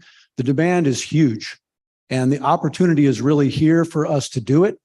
And I don't disagree that the science needs to be accurate and it needs to be verified, but we all know that scientists love to argue. And we know that the scientific method is flawed. And we also know that things in nature are really hard to measure.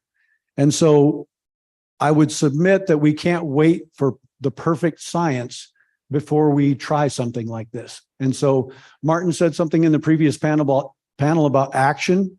So I really feel like if we can take advantage of this company money that's really being driven by consumers are demanding that companies do something about it.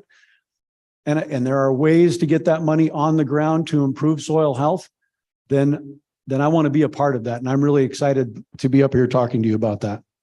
So I think we really face three big challenges from a grazing management standpoint. So really going back to the Society of Range Management and us all getting together for these conferences, I think we get to preach to one another. We're kind of preaching to the choir while we're here. We're in a select group of people that are doing some really innovative and exciting things.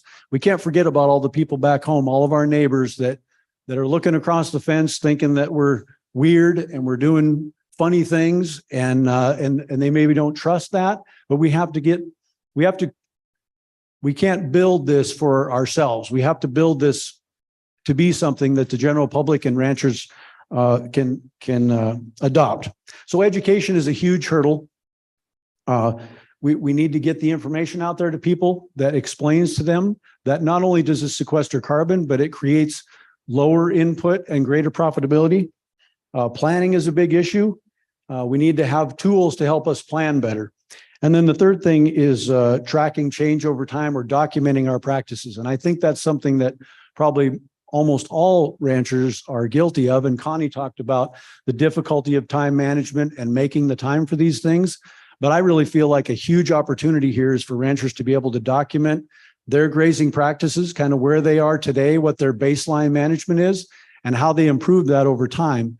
We'll be able to measure the ecological changes, and we can argue about whether those are valid or not.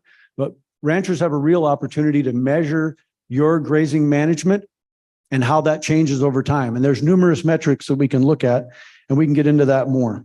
I had several things that I was going to cover here, but I think I'll skip through most of that just to say that, and these points were raised in the previous one, but I think there's two main points that any carbon program I think needs to be focused around. The first one is permanence. And so it was talked about earlier, the fact that we need to have practices in place and commitment to improving practices over time. So that permanence is really key. So the length of the contract, the commitment of the people that are getting involved is really important. And then the second thing is that additionality piece. And I'll just tell a quick story on Bill Milton. A lot of you probably know him, but he's a part of the program that we're helping to launch with Native in Montana, the Northern Great Plains Project. And when I first brought Bill as a potential applicant to the program, the manager at the time said, no, we can't take people like Bill because you just have to look at his website. He's been doing holistic management since 1984. There's no additionality for him, or if there is, it's very limited. And that's true. Bill's very committed to this. He's been doing a better job than most anybody else for a long time. But when we sat down, he uses a grazing consultant there in Montana because he's got a lot of BLM ground. He's been doing a lot of monitoring for a lot of years. And when we sat down and looked at his system, and he had limited water delivery. So he had a lot of water sources, but he didn't have a lot of recharge. So in order to be able to stock higher and have shorter graze periods, he needed greater volume and greater recharge in each of those places. So he was able to increase his pipeline to 2 inches throughout the ranch. And he went from graze periods of 3 to 7 days to daily moves. And sometimes of the year, he moves 3 times a day. So that additionality is there, the opportunity is there. And there's just a lot of great opportunities in this. So with that, I'll leave it for questions. I'll turn it over to Colin and let him talk about their program. Yeah, is it okay if I open up the hood a little bit for y'all first? Because I want people to be able to dig around. All of our stuff's publicly available. We're the only Vera VCS validated improved grazing project in the Western Hemisphere, the Northern Great Plains. Can you spell it VCS? It's a verified carbon standard. Vera is the methodology company. Being validated means you have a third party that comes in, grills us, says, hey, you're playing by the rules of what this methodology looks like. Our methodology for the Northern Great Plains was written by the United Nations Food and Ag Organization, and they have a rigorous process to get those methodologies created. If you want an idea of what validation looks like, we have a project in Argentina that is with the Savory Hub down there. And we are in the middle of it, and we just got 91 findings back we're having to work through and explain and justify and work all the way through. Being validated and verified is basically get audited. You're playing by the rules you said you play by, us and the ranchers. People say they're partnering with Vera, they use Vera methodologies. If they're not on the registry, they're not getting validated and verified. There's a difference. We open up the hood, everything's publicly available online, soil sampling methodology, everything like that. What Chris was mentioning with our infrastructure, we have something called Help Build, which basically provide upfront funding for the ranches to be able to get this infrastructure to participate in the carbon program.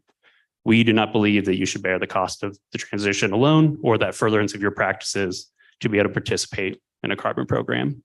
I'm happy to talk about that more. It's a little complex. That's a problem with carbon markets. It is complex. I'm happy to talk about soil sampling. I made sure I talked to our soil teams before that and looking at that. We use a model, but we also soil sample 3 times the amount that the clean development mechanism requires. It's the UN IPCC tool that allows us to do that because we believe the methodologies are the low bar and you need to go above that. But yeah, I'd rather just open up for questions and diddle through my PowerPoint. So. Excellent. Similar to Native, we are in the process of getting our projects verified at Agaro. We follow standard methodologies presented through Vera. Up to now, we have provided $12 million to producers for implementation of carbon farming. And that predominantly has actually gone to grassland acres, which is pretty exciting in the United States. We are backed by Yara International. So even though we are a startup, we are not generally out there looking for startup funds. We get to spend our time with the producers and signing up acres and getting this knowledge out that these 2 individuals have been talking about. Thanks. I'm going to open it up to questions, but I'm going to start with my own first. Every carbon discussion I see or read about, we talk about the voluntary and the regulatory side of things, and we take the regulatory and just is the regulatory side of this something we should be looking at, concerned about? If things go that direction, is it still through you? Does the program look the same? It's just how it's handled on the other end. Yeah, so there's a lot of, if we're talking cap and trade, there's a lot of cap and trade scenarios that could come to be. If we look at California's example, they still allow offsets. 8% was what they started, went down to 4%, and I think it's going back to 6%. If it's a cap and trade where they do still allow folks to, have offsets and get into that, and we sell on an international market. So if it was an optional thing, we would look and see if it would make you more money. If it doesn't make you more money, then we would, do what's best on your behalf and make sure you get the most, bang for your buck with the sale of your carbon credits. If there's a validation, requirement, I have no worry about that. We go above and beyond what is the strictest standard on the voluntary carbon market currently. If we need to change the model, we'll do what we need to do. So. Yeah, I think the regulatory question is a good one. In the previous panel, they talked a lot about trust. And, Colin, I think can speak more, and Breck probably too, to these are really early stage, nascent stage trading platforms. So I think we're learning a lot. But what I have more experience with the native model. Native is being very transparent to the purchasers of this carbon as to exactly what they're buying. When we started this project with them 4 years ago, just to give you an example of the whole pay to pollute issue, Xanterra Parks and Resorts was one of the first buyers of those carbon credits. And because of the optics of it, Native was and is still really careful about the companies that purchase credits from the program. They work really hard to ensure these companies are doing everything they can do internally to evaluate their waste streams and evaluate their electricity use and all those consumptive things that contribute to their carbon footprint. Native wants to know, and in fact, every rancher that I've worked with in our program wants to know what those companies are doing on their own first before they go to some market to offset their credits. So I think that's a really important aspect of all of this. And Xanterra Parks and Resorts, I started down that path. I'll just finish it. They've been on our board, Western Sustainability Exchange, as a contributing member for 25 years. They've had a sustainability department within their business. They've got a fully staffed sustainability department that works really hard on all of those things. They're trying to do all they can do internally. They manage a lot of national and international parks. And so their interest is in they're selling the environment. I mean, they're part of marketing the environment to people that want to recreate. And so it's in their best interest to do everything they can internally before they go to a market to offset the rest of those. So anyway, the regulatory side of things, I think, will develop, and it's the role of government to come in and create trust where there isn't trust. But to me, if you have a voluntary market where the producers are giving the information they need to ensure the buyers of the credits that everything is being done and is above board, then less regulation is required. So this voluntary market is keeping the regulatory side at bay, the success of this. Yeah, and I think at some point there will be need for regulation, but but it really boils down to that issue of trust that was talked about in the first panel. Just one thing to add there. In the voluntary market, we have a really special situation right now, because if we write the methodologies correctly and we essentially instigate a universal standard to the soil methodologies for monitoring and keeping soil health and ecosystem health as one of the key drivers of this, the regulatory market will eventually look at us and say, they've got a wonderful standard, and we'll pick that up because everybody likes to piggyback off of a wonderful framework. So we have a great opportunity right now. Thanks. I know we have a question ready to go in the back. Hello, thanks for being here. I've been attending all of the carbon talks all week from Monday to today, and one of the biggest take homes was summed up really well by Jeff. He said something like, he said something really, really wise. He said, here we have a room, full of some of the best scientists, right, at our fingertips who aren't agreeing. And then we have an industry out there, right, who are not waiting for us.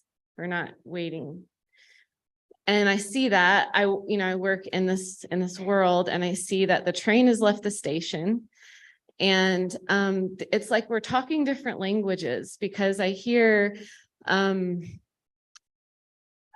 lot of uncertainty there. I hear a lot about uncertainty, right? Where the dynamics, and there's fractionation, and there's different depths, and there's a lot of uncertainty. And is carbon doing what we think it's doing by our measures, by our ability to observe it?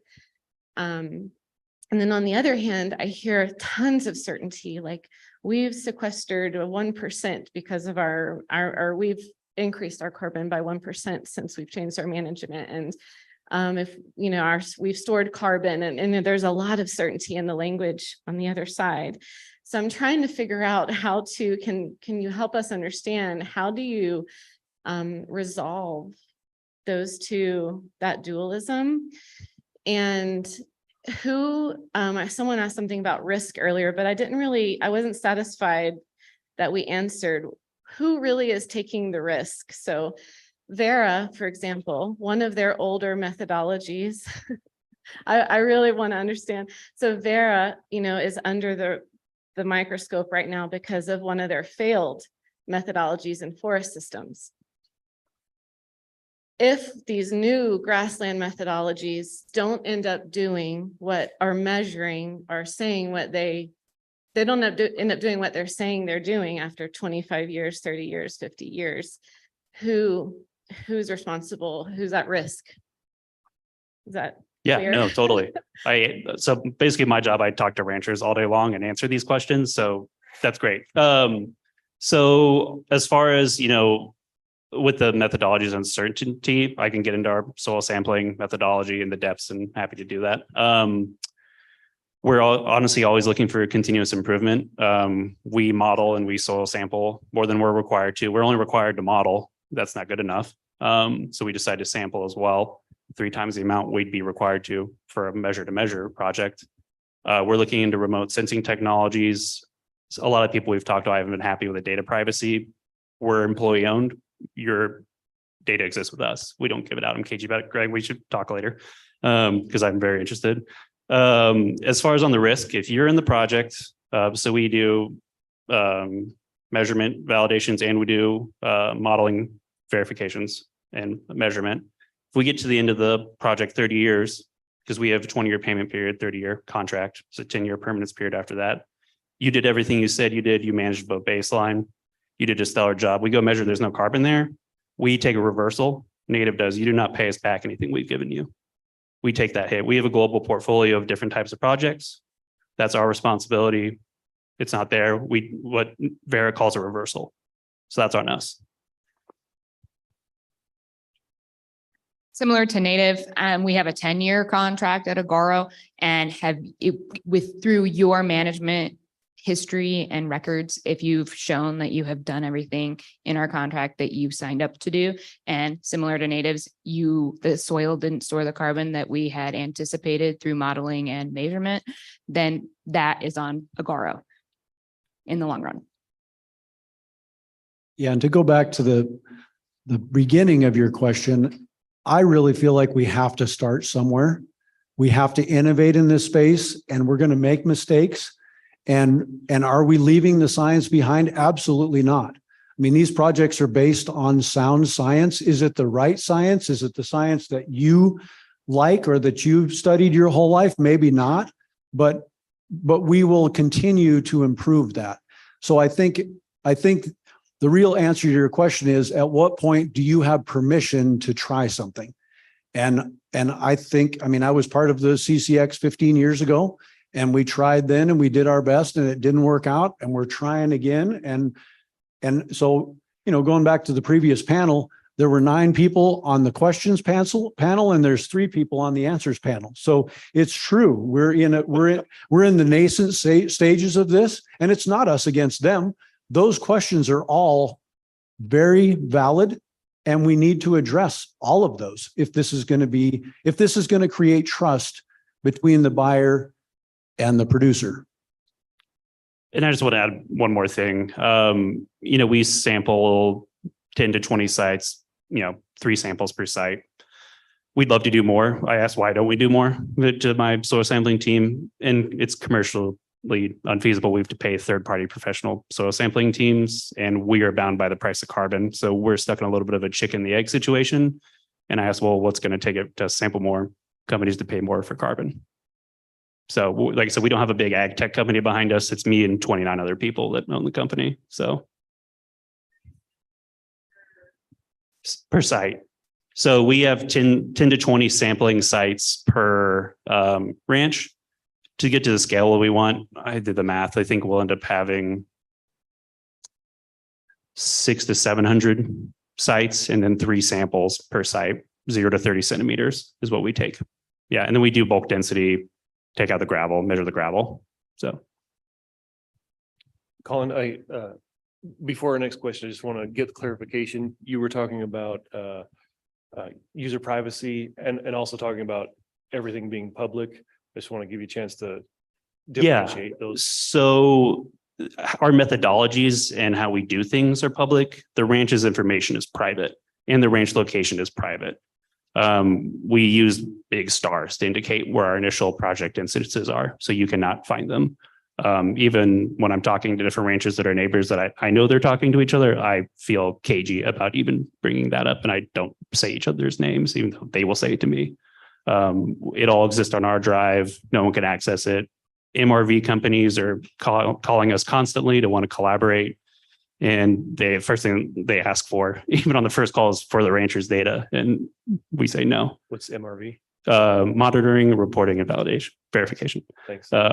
So yeah, there's a lot of people who want your data, and we're employee owned and we don't give it out. I'm very protective of it. But yeah. Thanks for clarifying that. Let's go to Sherm with that next question.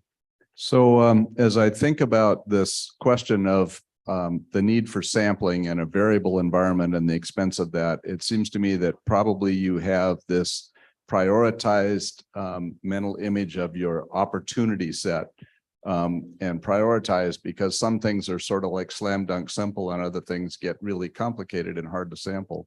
And I presume that the first place to store carbon on rangelands is to get your riparian areas functioning properly, because they had such tremendous soil carbon and they lose it when the channel incisors, and when you get the riparian functions back, you can store tremendous amounts of carbon. I assume that another place that is high priority is where back in the day, they turned the grass blades side down and the root side up, and we lost tremendous soil carbon because we plowed the ground. And now we can put it back to permanent perennial pasture, and it's really easy to see the signal from that, probably from space, but probably also from sampling soil carbon. And then there's the other sets of opportunities, and I'm curious, did I get it right? And what is the rest of that prioritized list? What are the easy ones on down to what are the harder ones? So where's the low hanging fruit in this? Yeah, I'll start out the answer and then I'll let you guys continue it. The way our program works is we don't dictate anything to the ranch about how they change their management. We really listen first, and we meet with them. We get them. A lot of ranches don't really have a very good set of maps even for the ranch. So we try to get them a good inventory of maps, pasture delineations, pasture sizes, what their baseline management is. And then we work with them on that low hanging fruit. Typically, it is those more productive areas. So hay fields that have been converted that maybe are still irrigated and have an opportunity, riparian areas, the smaller areas that are more productive are a way to gain more economically in the short term. And usually they're obviously riparian areas are close to water. So are the hay fields. A lot of times are close to the building. So it's a convenient place to start. So I would say that probably, yes, that is true what you say, but I think in the end, we're not going to affect significant change unless we meet the ranchers at their kitchen table, talk this over with them, and do all of this on their terms. So you don't dictate, but I assume all of you have suggestions on where to start with your next best management practices. Yeah. Without every single ranch that I've worked with has been looking for guidance, looking for help. And so we provide some of that. The other thing that we're working really hard on in Montana, Idaho, and Wyoming as a nonprofit is networking. So there's a lot of ranchers that have succeeded and failed and succeeded again and tried different things. We're trying to get those stories out there. We're trying to connect and create a lot of rancher to rancher communication so they can learn that from one another. Yeah, we're not overly prescriptive. There's certain things we'd like to see, but context is king, and it's going to vary ranch to ranch. And our goal is to more empower than dictate from our offices. So that's really how we feel about it. As far as the wetlands, we actually have to remove wetlands from our project area. That's just how it works. That's how the methodology dictates. So we do it using GIS. We take them out. But not riparian, no, yeah, but wetlands we take out. Our modeling and our soil sampling is randomized, the computer program puts randomized dots after we take out buildings, wetlands and roads. Yes, thank you. Structures, buildings, and forested areas. It's a grasslands project. So, whatever the measurement is, it is all randomized. We look for good partnerships. We're not solely concerned with, hey, do you have a degraded farmland that you're trying to convert back? This is a long-term contract and we want it to be a really good partnership. And also where we are right now in Montana and parts of Wyoming and Idaho, that's all Vero to give us, that's part of using a third-party methodology is they won't give you certain geographic areas. It hasn't been much farmland going back to grassland. It's been a lot of people who are managing grassland has been degraded. But we will eventually expand out of Montana later this year. And I'm sure as we get to other places, that will be the case and there'll be some reseeding. So just to dig in a little bit deeper, how long does it take you to get the information, the financial information on whether this management, this change in management is worth doing against the measurement costs? Is that a long process or do you have that information? So readily within available? Agaro, we actually can sit down with the rancher directly at their kitchen table and have this information immediately based on per acre calculations and what practices they choose to sign up for within Agaro. Yeah, so native covers all verification, validation, soil sampling, and registry costs. The price you see is what you get. We pay all ranchers the same rate per ton. You'll see some projects where they're advertising $30 a ton, but you have to pay for verification and validation. So there's a bunch of hidden fees and costs. That is not the case with native. We also adjust the price every 3 years. And we show you how we did our calculations, what the new price is. We decided not to do a % share. We do it in Argentina and we do it in other places because we got flags from the Securities Exchange Commission that if they started getting involved within it, there would be potential downfalls for our ranchers and that folks would have to be certified investors with the SEC. So we are avoiding that. We are going to go through the administrative, process of doing it every 3 years. We looked at every year and we just can't feasibly do that adjustment. We also have a floor price, so it'll never go below a certain price. So if you have those set prices already, to somebody else's question in the earlier panel, there must be a minimum at that point. If you can't guarantee a floor price, if it's not worth it for you. Yeah, I don't know what happened if it went, to 2 cents or, we may just have to. I mean, in terms of amount of carbon. As far as amount of carbon, of what we can guarantee, are you talking about like performance or can you elaborate a little bit? Storage, or are you talking about like the guaranteed price per ton? No, carbon storage. I mean, if I come to you with some piss poor ground. Yeah. No, there's a certain point that it's not worth your time, I assume. And what level is that? We haven't gotten to that point where I've said your land's in such bad shape that's not the case. One of the benefits, 20 and 30 years sounds like a long time, but there's a ramp up period and that's why we pay for infrastructure to be able to enable that change rather than putting it all that on you. Okay, I had promised to get back to audience questions now, sorry. Microphone's right there. I have a question, I guess, comments that you made, Breck. You said if someone has signed a contract and they don't reach the target, after your 10-year period and they have adequate records to show that they've done the things they signed up for. I'm just curious, what are the adequate records? What level of detail would you expect from a rancher? So essentially with Agaro, we have a 1-year look back period. So if you instigated a change within the last 365 days, let's say you improved your rotational grazing, you can still be enrolled. We asked for data 3 years back, essentially it's baseline management data, and that's looking at herd size when you rotate it. Essentially, if you were doing stuff off of more like grazing days and how much standing forage was out there. We asked for absolutely no financial information. And we take the risk on similar to native for all of your guys' soil sampling and that type of costs. We are backed by Yara International, which is a European company out of Norway. We have very, very, very stringent data laws, and we do not share any data whatsoever either. So the information that we ask for in your baseline goes into our modeling, and it has a lot to do with the climate models we utilize. I got a microphone there and then coming this way. I just wanted to elaborate. Okay, I just wanted to elaborate a little bit on Anna Claire's question from earlier about risk and uncertainty. I'm a soil biogeochemist working in rangeland systems. I do a lot on sampling optimization. And I think the point that was made earlier about collecting I feel like I'm eating it. Collecting only 3 samples is part of the uncertainties that soil scientists like myself and others in the room are trying to make, which is that the power to detect and accurately quantify soil carbon change on the basis of 3 samples is almost 0. And so right now it costs more to collect as many samples as it takes to do that accurately than it costs than it would pay on the basis of 1 ton of carbon offset.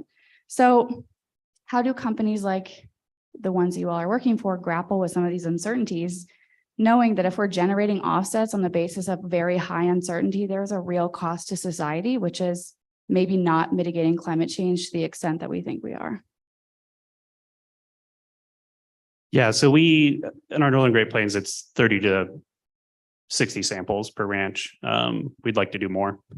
Again, the commercial feasibility aspect of it. We also use a model. So I'm going to use our Kenya project as an example. It's the largest improved grazing project in the world. It's 2 million hectares.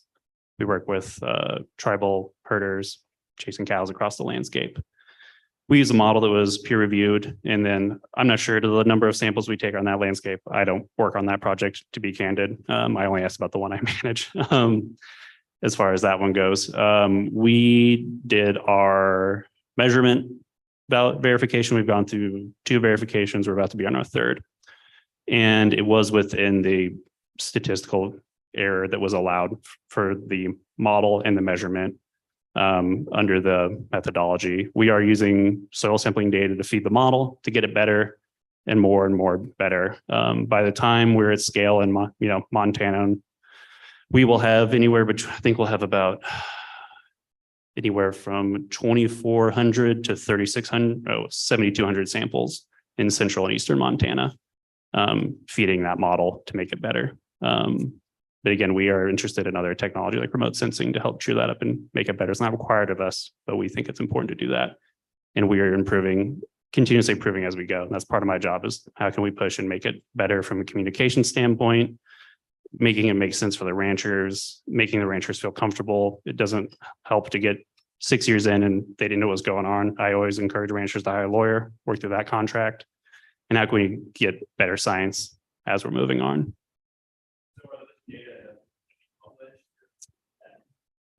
That is internal data. We could look at a public-private partnership. I also worry about putting a finger on a scale of research as well. As far as the credits that are issued, that data will be publicly available on the registry. Just to respond to that, and then I think this will hit on the previous question too. I work on the rancher side of things, so my responsibility is everything on the ground, working with the ranchers themselves. And I think, as I said before, scientists will always argue about the number of samples, the depth we need to sample at, what laboratory method is the best one for actually measuring carbon change over time. And, that's good. That's the scientific method, and scientists need to argue. That's what makes models stronger. That's what makes science more accurate. The question becomes, when is it good enough to start something? And I think that the science is what builds the trust between the consumer and the producer. So that part needs to be there. But how good does it need to be? How many people need to check the yes box to say that it's good enough for us to have a system that takes money from companies and puts it on the ground? Because I'll back up a little bit and say the alternative is that the government creates a cap and trade program, which we've been talking about for 30 years, and we're still not there. California has one. Oregon and Washington have some form of one. There's some eastern states that are doing that. That's not happening very quickly. I'm not a patient person. I know this money needs to be invested on the range now. And so I'm looking for solutions. So the other thing I'll say is that the rancher has a real opportunity to start collecting his or her own data. And so there are online formats that are available. Maya Grazing and Pasture Map are two of them. We're actually creating our own out of this project as a nonprofit, along with some software developers that doesn't have nearly the learning curve to be able to use.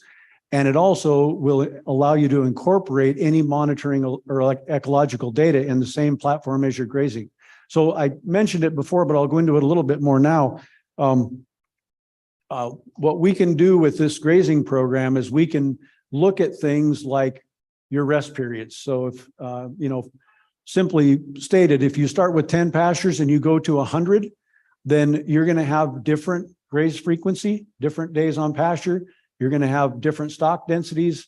You're going to have different rest periods. Then all of those things can be measured over time. And that's data that you can use for carbon markets. That's data you can use for other ecosystem services. That's data that you can use in your beef marketing. All of those things are things that differentiate your management from everyone else's, considering the constraints that you have and the opportunities that are in front of you. So I think there's a real great opportunity in front of us with that, to be able to really measure our change in grazing management over time and use that in our marketing going forward.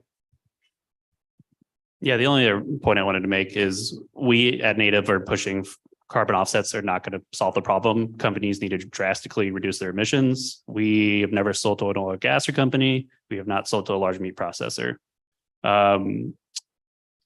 We push for our companies to have reduction plans in accordance with the Paris climate agreements. And we're also pushing for offsets not to be used towards corporate net zero anymore, and to be pushed for global accounting of emissions reductions. So it's not about their brand, it's about collectively reducing emissions. There needs to be improvements in science and affordability, and there needs to be improvements on scope 3 emissions calculations because they're messy. Sorry. You mentioned it's less about their brand. Does that change the value of what they're willing to pay for that carbon? No, we've really been pushing for reduce the emissions you can reduce, whatever you have left, put a number on it, what that value is to you for the remaining carbon reductions you haven't been able to meet. Invest the rest of that in R&D to be able to reduce your emissions further and pick up a certain amount. You can't offset your way into, out of the problem we're in, and put a number on offsets and then invest in those. And we, try to have a lot of corporate involvement. We're going to have an event in June. It's closed where we're going to have 15 brands and 15 ranches. And we're going to do site visits and tours of some of the ranches and have dinner.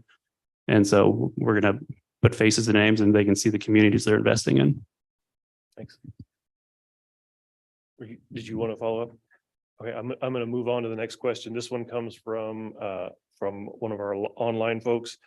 How do spray projects to treat invasive annual grasses and promote perennial grasses factor into additionality? I'm going to ask also, can you really define additionality for us? What that looks like? So additionality is not only required by Vera, the registration firm, but it is also required by a lot of buyers of credits. You can have various management practices that are approved by Vera that you can get carbon credits for. Agaro in particular only functions in 3. It is nitrogen use, it is rotational grazing, and it is increase in biodiversity of forages on the landscape for grassland scenarios. In this case, when it comes to spraying, if our agronomists go out and sign a producer up for nitrogen use and rotational grazing, it's with the caveat we need to clean up those annual weedy species before we add nitrogen. Otherwise, we're just going to end up with a field of more annuals, right? And Agaro can help front load the cash for that spray and to help do that. Anytime you add biomass into the soil, the microbes get excited and that goes into organic matter. They are not They don't care if it's a chocolate chip cookie or an oatmeal cookie. They're not like us and have a preference. They look at that annual weedy species or a perennial and say, hey, the refrigerator opened, and they're going to go straight after it. So in that case, those species are going to get decomposed and stored. They don't care. It will be carbon in some format. So along those lines, when you have an oatmeal cookie like cheatgrass and the alternative is bare ground, is there any value in that? Oh, something over nothing? So we don't want bare ground, obviously, because we lose media. And when we have bare ground, we also have an issue with our active microbial population who's doing the heavy lifting with this CNN cycling that we're interested in and storage.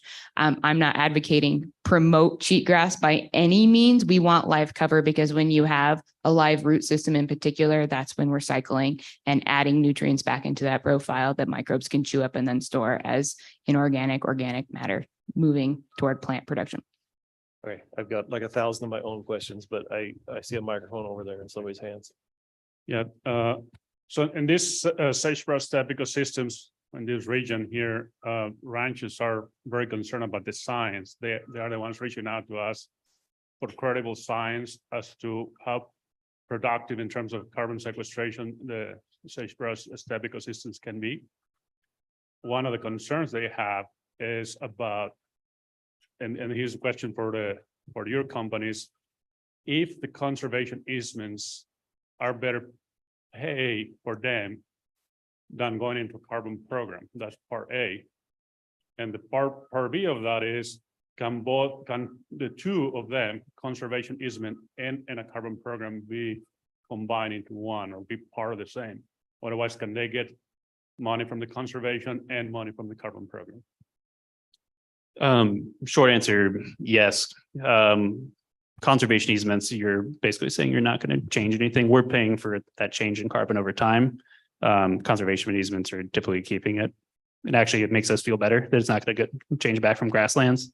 It depends on the type of easement and things like that. But with our program, it has to stay in grasslands for 30 years.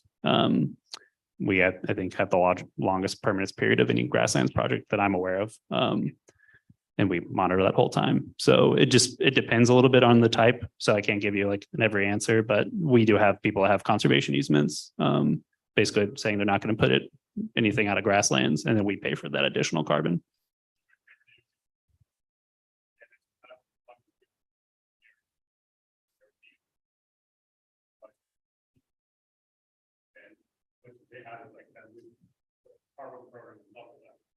The question for online and future is, can you put a carbon program on top of CRP?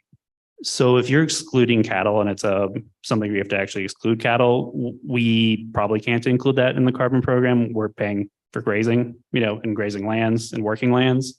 If it's removed from working lands, we cannot credit that. Short answer. No, you're right on.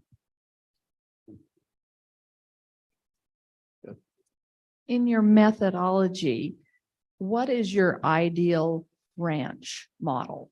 Would it be somebody that has sprayed Rejuva or somebody that has grass this high?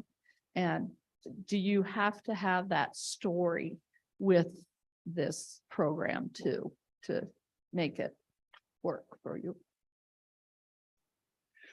Well, I'll just speak from the ranch perspective. I've worked with ranches that are just starting, that have set stock grazing, and they're thinking about putting in a rotational system, improving their water and moving cattle every couple months, up to the story I told about Bill Milton.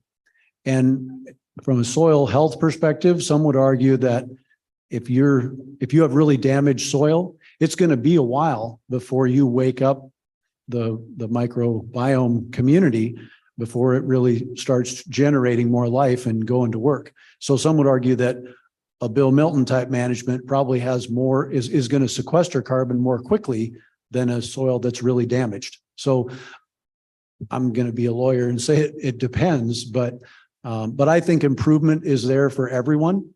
And I feel like everyone has the opportunity to be a part of a program like this.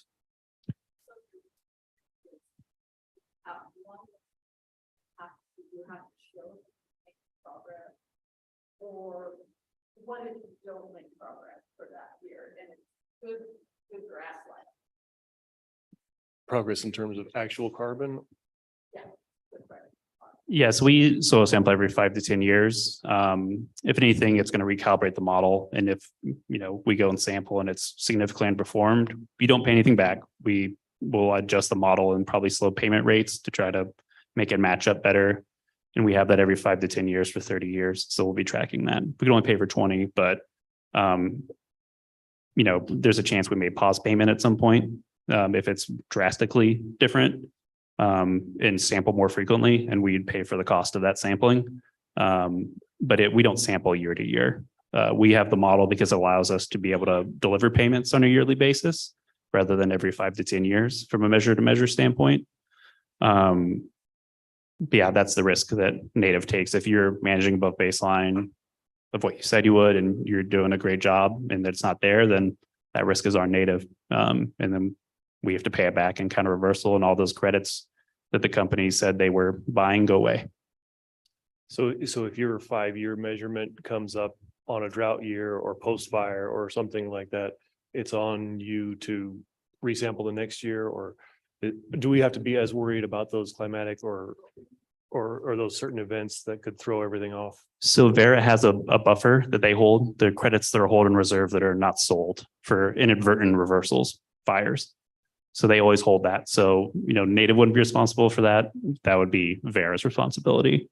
If it's a reversal where something else happens when you leave the project or something like that, that's where you hire a lawyer, go through the remedies and damages section and ask all your what if questions.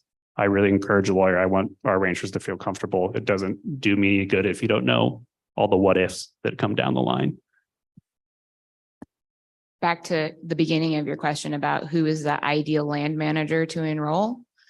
We're forgetting the other part of this whole entire scenario. We want somebody who's passionate about soil health, because that guarantees all of us up here that we're also going to make a profit. We don't want somebody who's just looking for cash and who's going to run and not actually implement these practices. In fact, we are paying for it. That being said, this also goes to the idea of additionality. If your grass is this tall, that's great. And you've been rotating every 7 days, X amount ahead, we have to be able to show in that additionality that we're changing your production system in some way. We're adding a new practice. It could be rotating quicker. It could be making paddocks smaller. It could be changing your herd size. We could introduce that new forage species. It's very personal to you.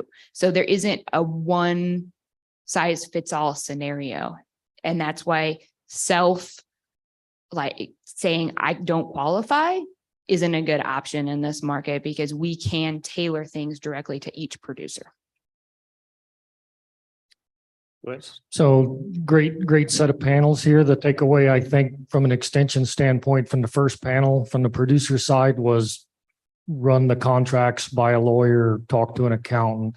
You guys are actually managing these, working every day with land managers out there. If you had to simply sum up, what's the best advice you could give a producer based on the experiences you've had that's thinking about going into one of these contracts that would help them and everybody? Yeah. First off, be skeptical. I don't think that's hard. It's deserved and we don't take it personally. You have every right to be. I live in Texas and I work in Montana a lot. I'm not from Montana, Chris is. So that's why we always have on the ground partners with all of our projects.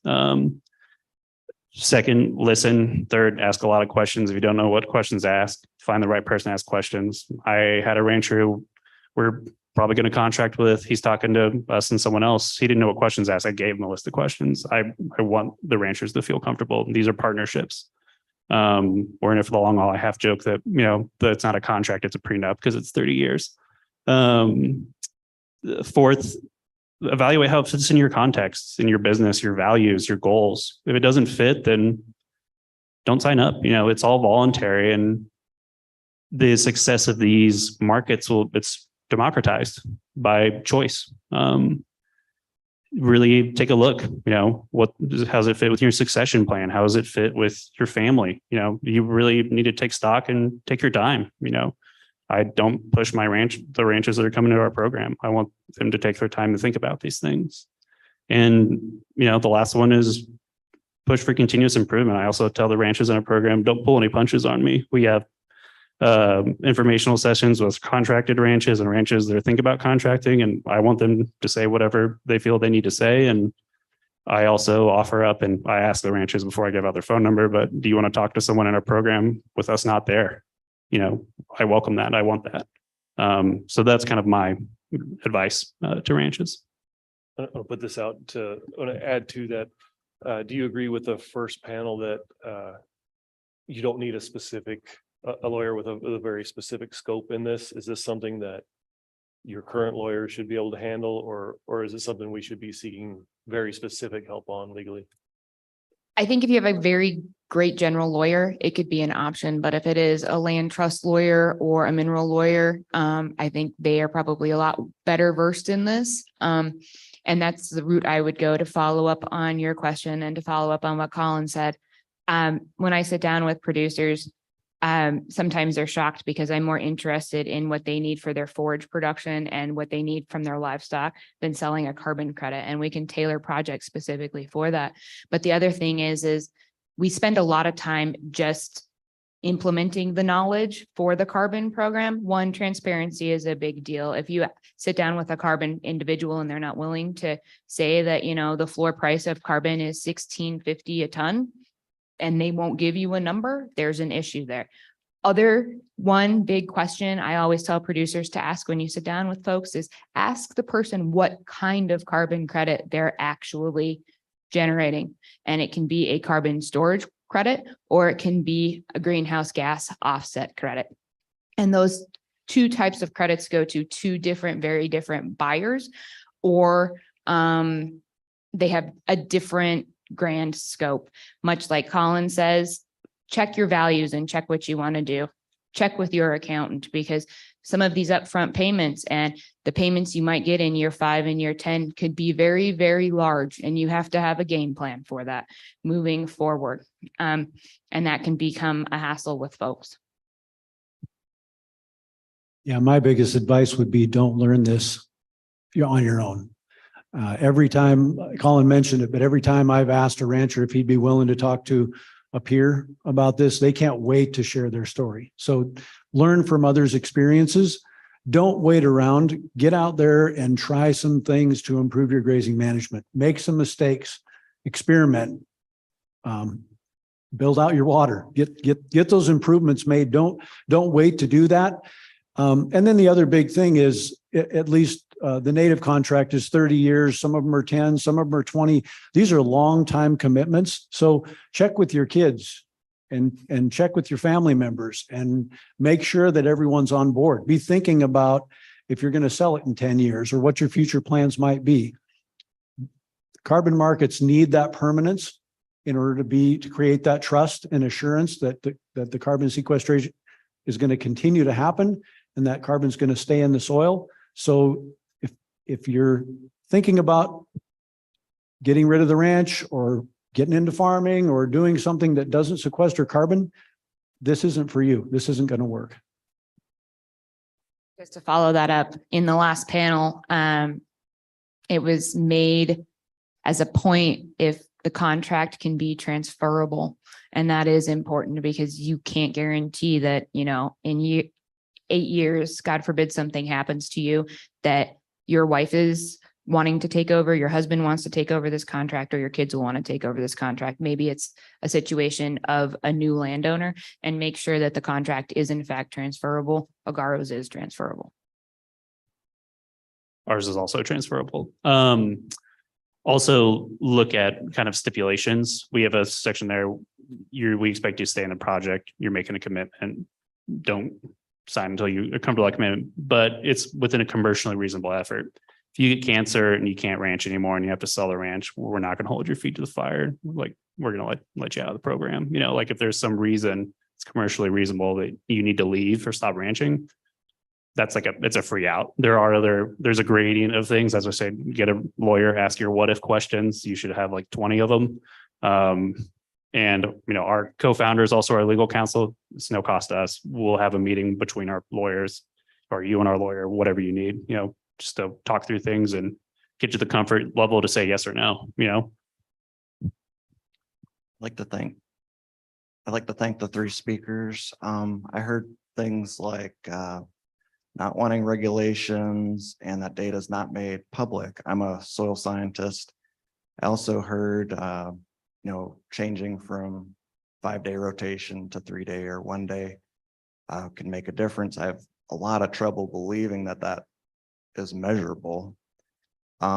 Without data being public and the concern about not wanting regulation, it's easy to imagine that across the sector that there will become bad actors. So you mentioned that validation costs money. Ranchers going to want the most money that they can get. And it seems that there's some risk that they may fall victim to start to new companies that are less reputable. As I mentioned, I know how the measurements are done. I mean, I can easily imagine spiking or there's ways to get the result that you want so that you have credits and you're profitable. What if down the road that's found out? Right now there's afforestation projects that there's lots of questions, but we can at least see with remote sensing that there are trees on the ground. We can't see soil carbon stocks. So, I mean, I do trust what you've said, that you have samples and you have models that are convincing you that you either have accrual or not, but it's so easy to imagine that there will be bad actors that are going to, overestimate sequestration and sell more stocks and make more profit and undercut you because they will have lower costs and validation.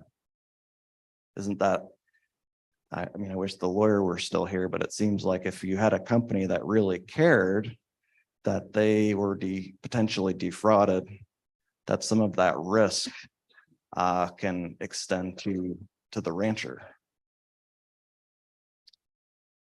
Well, I guess I'll go back to the regulatory part of your question. I might have been the one that said that, and I did not mean to say that there isn't a place for regulation and that regulation doesn't add value. I think that's a key part of creating that trust and assurance that things are all above board and that everyone's doing everything in the best interest, using the best science, the best documentation available. So I think, regulation will come when the regulators can agree on it and have a method to become involved in the transaction.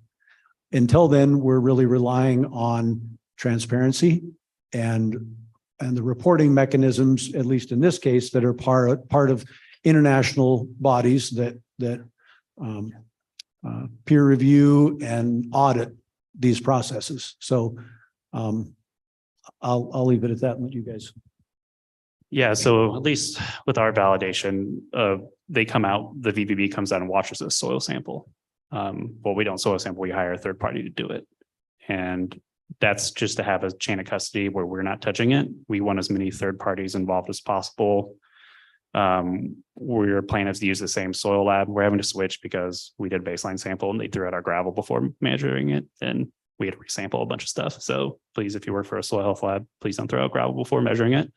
And then actually, I do worry about bad actors constantly. But honestly, is the thing that worries and being put in the mix with them.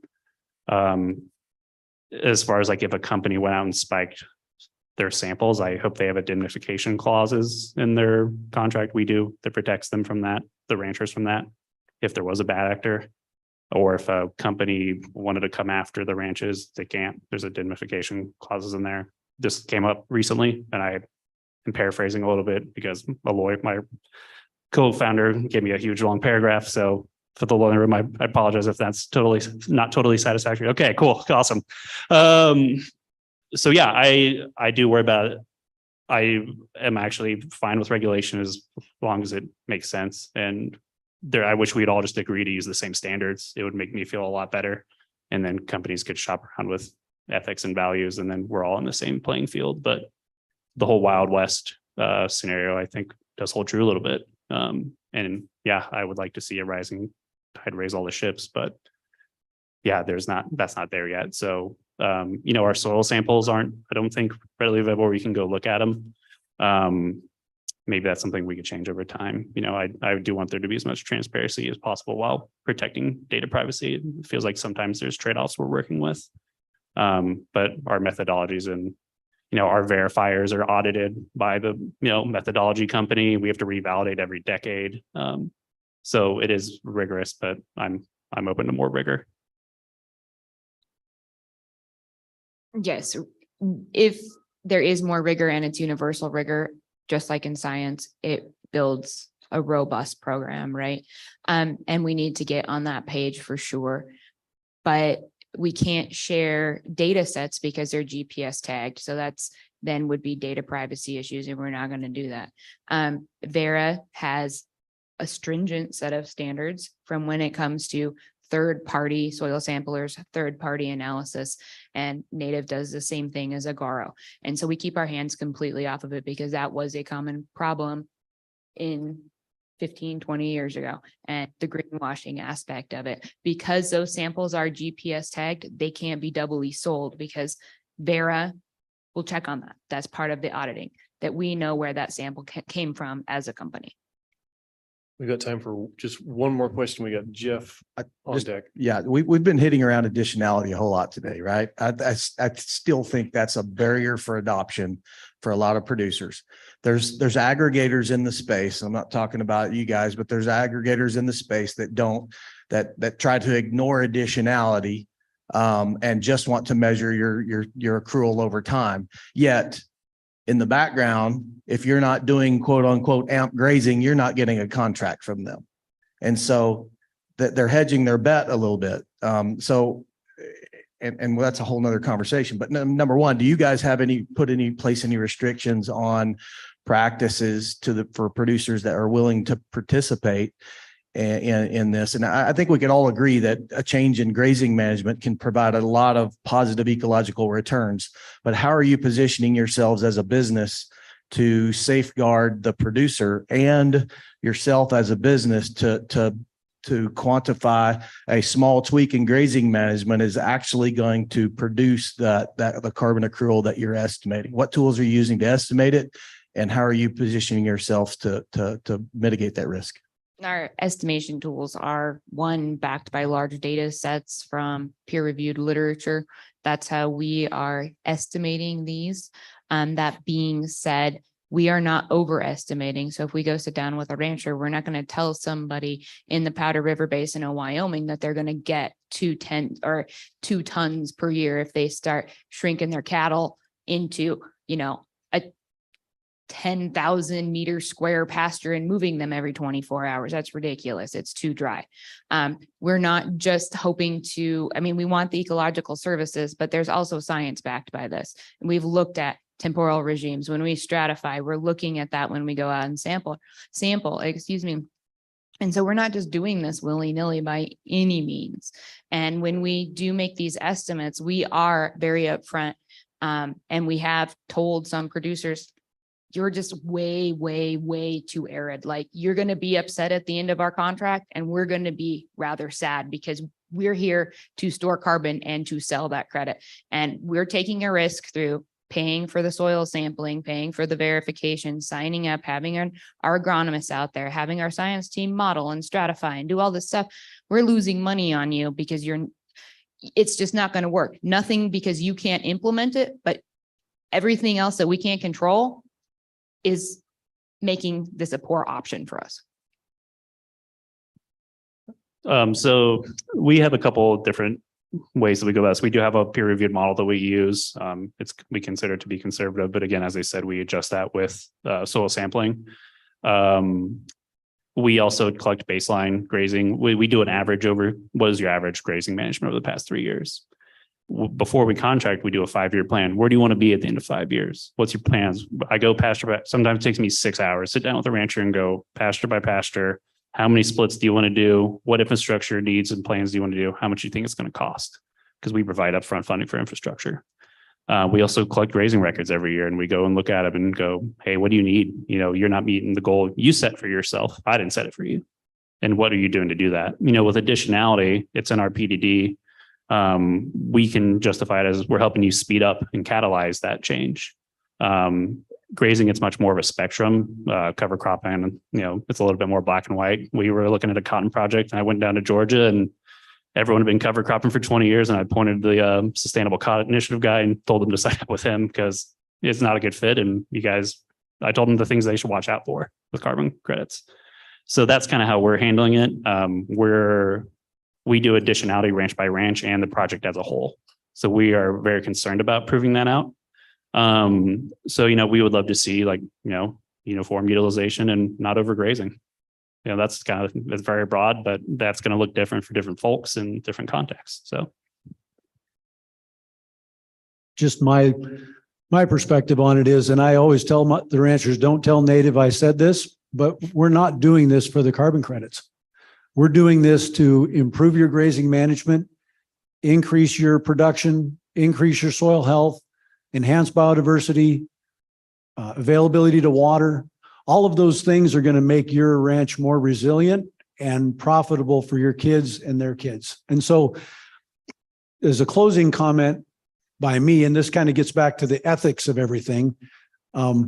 Is taking tax dollars from the middle class and giving them to people through a government program better is, and I'll just pick on World Wildlife Fund really quick because they're friends of mine and I've seen their money invested really well, but that came from Cargill and McDonald's and Walmart. That was public. Everybody knew that.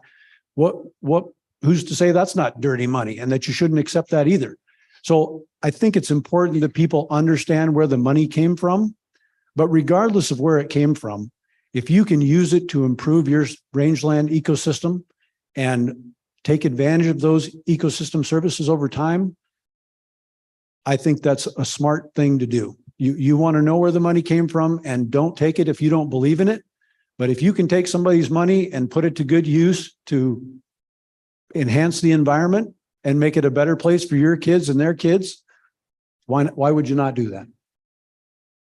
We're coming up on lunch and we're gonna have to wrap this thing up. I want to leave the panel the last word in just one or maybe two sentences. What's the first thing a person needs to do if they're thinking about going this direction? Or what's the first thing they need to read, who to talk to? Well, I would say you guys can speak more to the carbon market side of things. I'll speak to the rancher kitchen table side of things. Is find someone that you trust, that you see as an innovator, a leader, someone who's succeeded, someone who's made mistakes that you don't need to repeat, and go visit their ranch. We've got some ranches in Montana that are putting on their own workshops now. Find examples of success and become that. Go learn from someone else's experience and then put it into your context, because context is key. You won't be able to do exactly what they did, but you can learn from them. And then the other part of it is you've got to commit to a grazing plan. I know it takes time, and I know that you are very busy, but you've got to get this down on paper, and you've got to make a plan for 5 years out and 15 years out and 30 years out of what you can accomplish with your grazing, because it will pay. Yeah, so I would see, who's in your area as far as that, we're only in Montana and parts of Wyoming because Vera is much more of a regionally focused segment because context matters in landscapes as well as management. Look for proponents of it and look for people who are anti-carbon market and kind of take what you think fits with you and leave some behind. I mean, same thing with any consultant or any range setup, or any education class we go to. If you want some groups that are real skeptical, National Sustainable Ag Coalition, I used to serve on their climate subcommittee. I used to work in technical assistance for a Farm Bill funded nonprofit for, about 4 years. IATP, International Ag Trade Policy group, is a very skeptical group. So I don't think they were publishing. They had a great list of questions that I gave them feedback on a long time ago. I wish they had published, but if Ben Willison is still there, reach out to him. He is very skeptical and will give you good questions. And And then, yeah, see who in your community is doing it and try to talk to them. I'm a big advocate of peer-to-peer learning. For one reason I stopped working technical assistance, I stopped farming and ranching. I kind of felt like a hack. So I moved on, and I also saw people need money, and I got real frustrated with not people wanting to do good work and not being able to access capital and have that infrastructure they needed.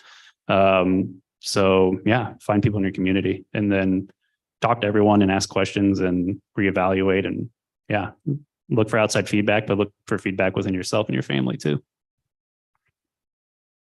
The take home from everything both of these guys said was educate yourself. And that is key, whether you talk to industry people, talk to your neighbor. Don't forget university advisors, don't forget NRCS, don't forget the people you trust, FSA, because they do have knowledge. And if they don't have the knowledge you want, they will point you in the right direction. And it is vital. Be very skeptical. That's the key. And ask the right questions, because no question is dumb. The question that isn't asked is poor. Remember that. Thank you. So I just want to summarize from our first panel and this one. It sounds like if you're leaning this direction, educate yourself, start with innovative peers who fit within your context. I heard an unexpected response of remain skeptical throughout the whole process. That's good to hear from this panel. And one of the other things that really stuck out to me is bringing legal counsel as soon as before you think you're ready for it. I think that's some good nutshelling on the last hour and a half, 2 hours of talking. I want to thank everybody for coming. I want to thank all the panel speakers. Good grazing makes sense. Check it out. It's definitely worth your time for more things like this to come. Erica I'm the unfortunate face behind Good Grazing Makes Sense, but Erica's the one who makes everything happen. Erica and Mary Jo, there she is. So thank you all for coming. Enjoy what's left of SRM, enjoy lunch, and check this out. Look for this coming to you on YouTube via an email or just on YouTube. Thank you very much.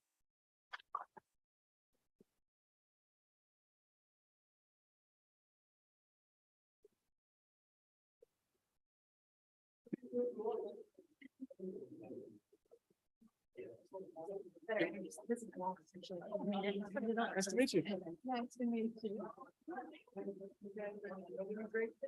Thanks. Hey, thanks for coming, Jesse. You heading home or no, you're on your way to somewhere else. No, well, yeah, on the way home. Nice. On the way home to go there. Yeah, thanks. I'll chat with you.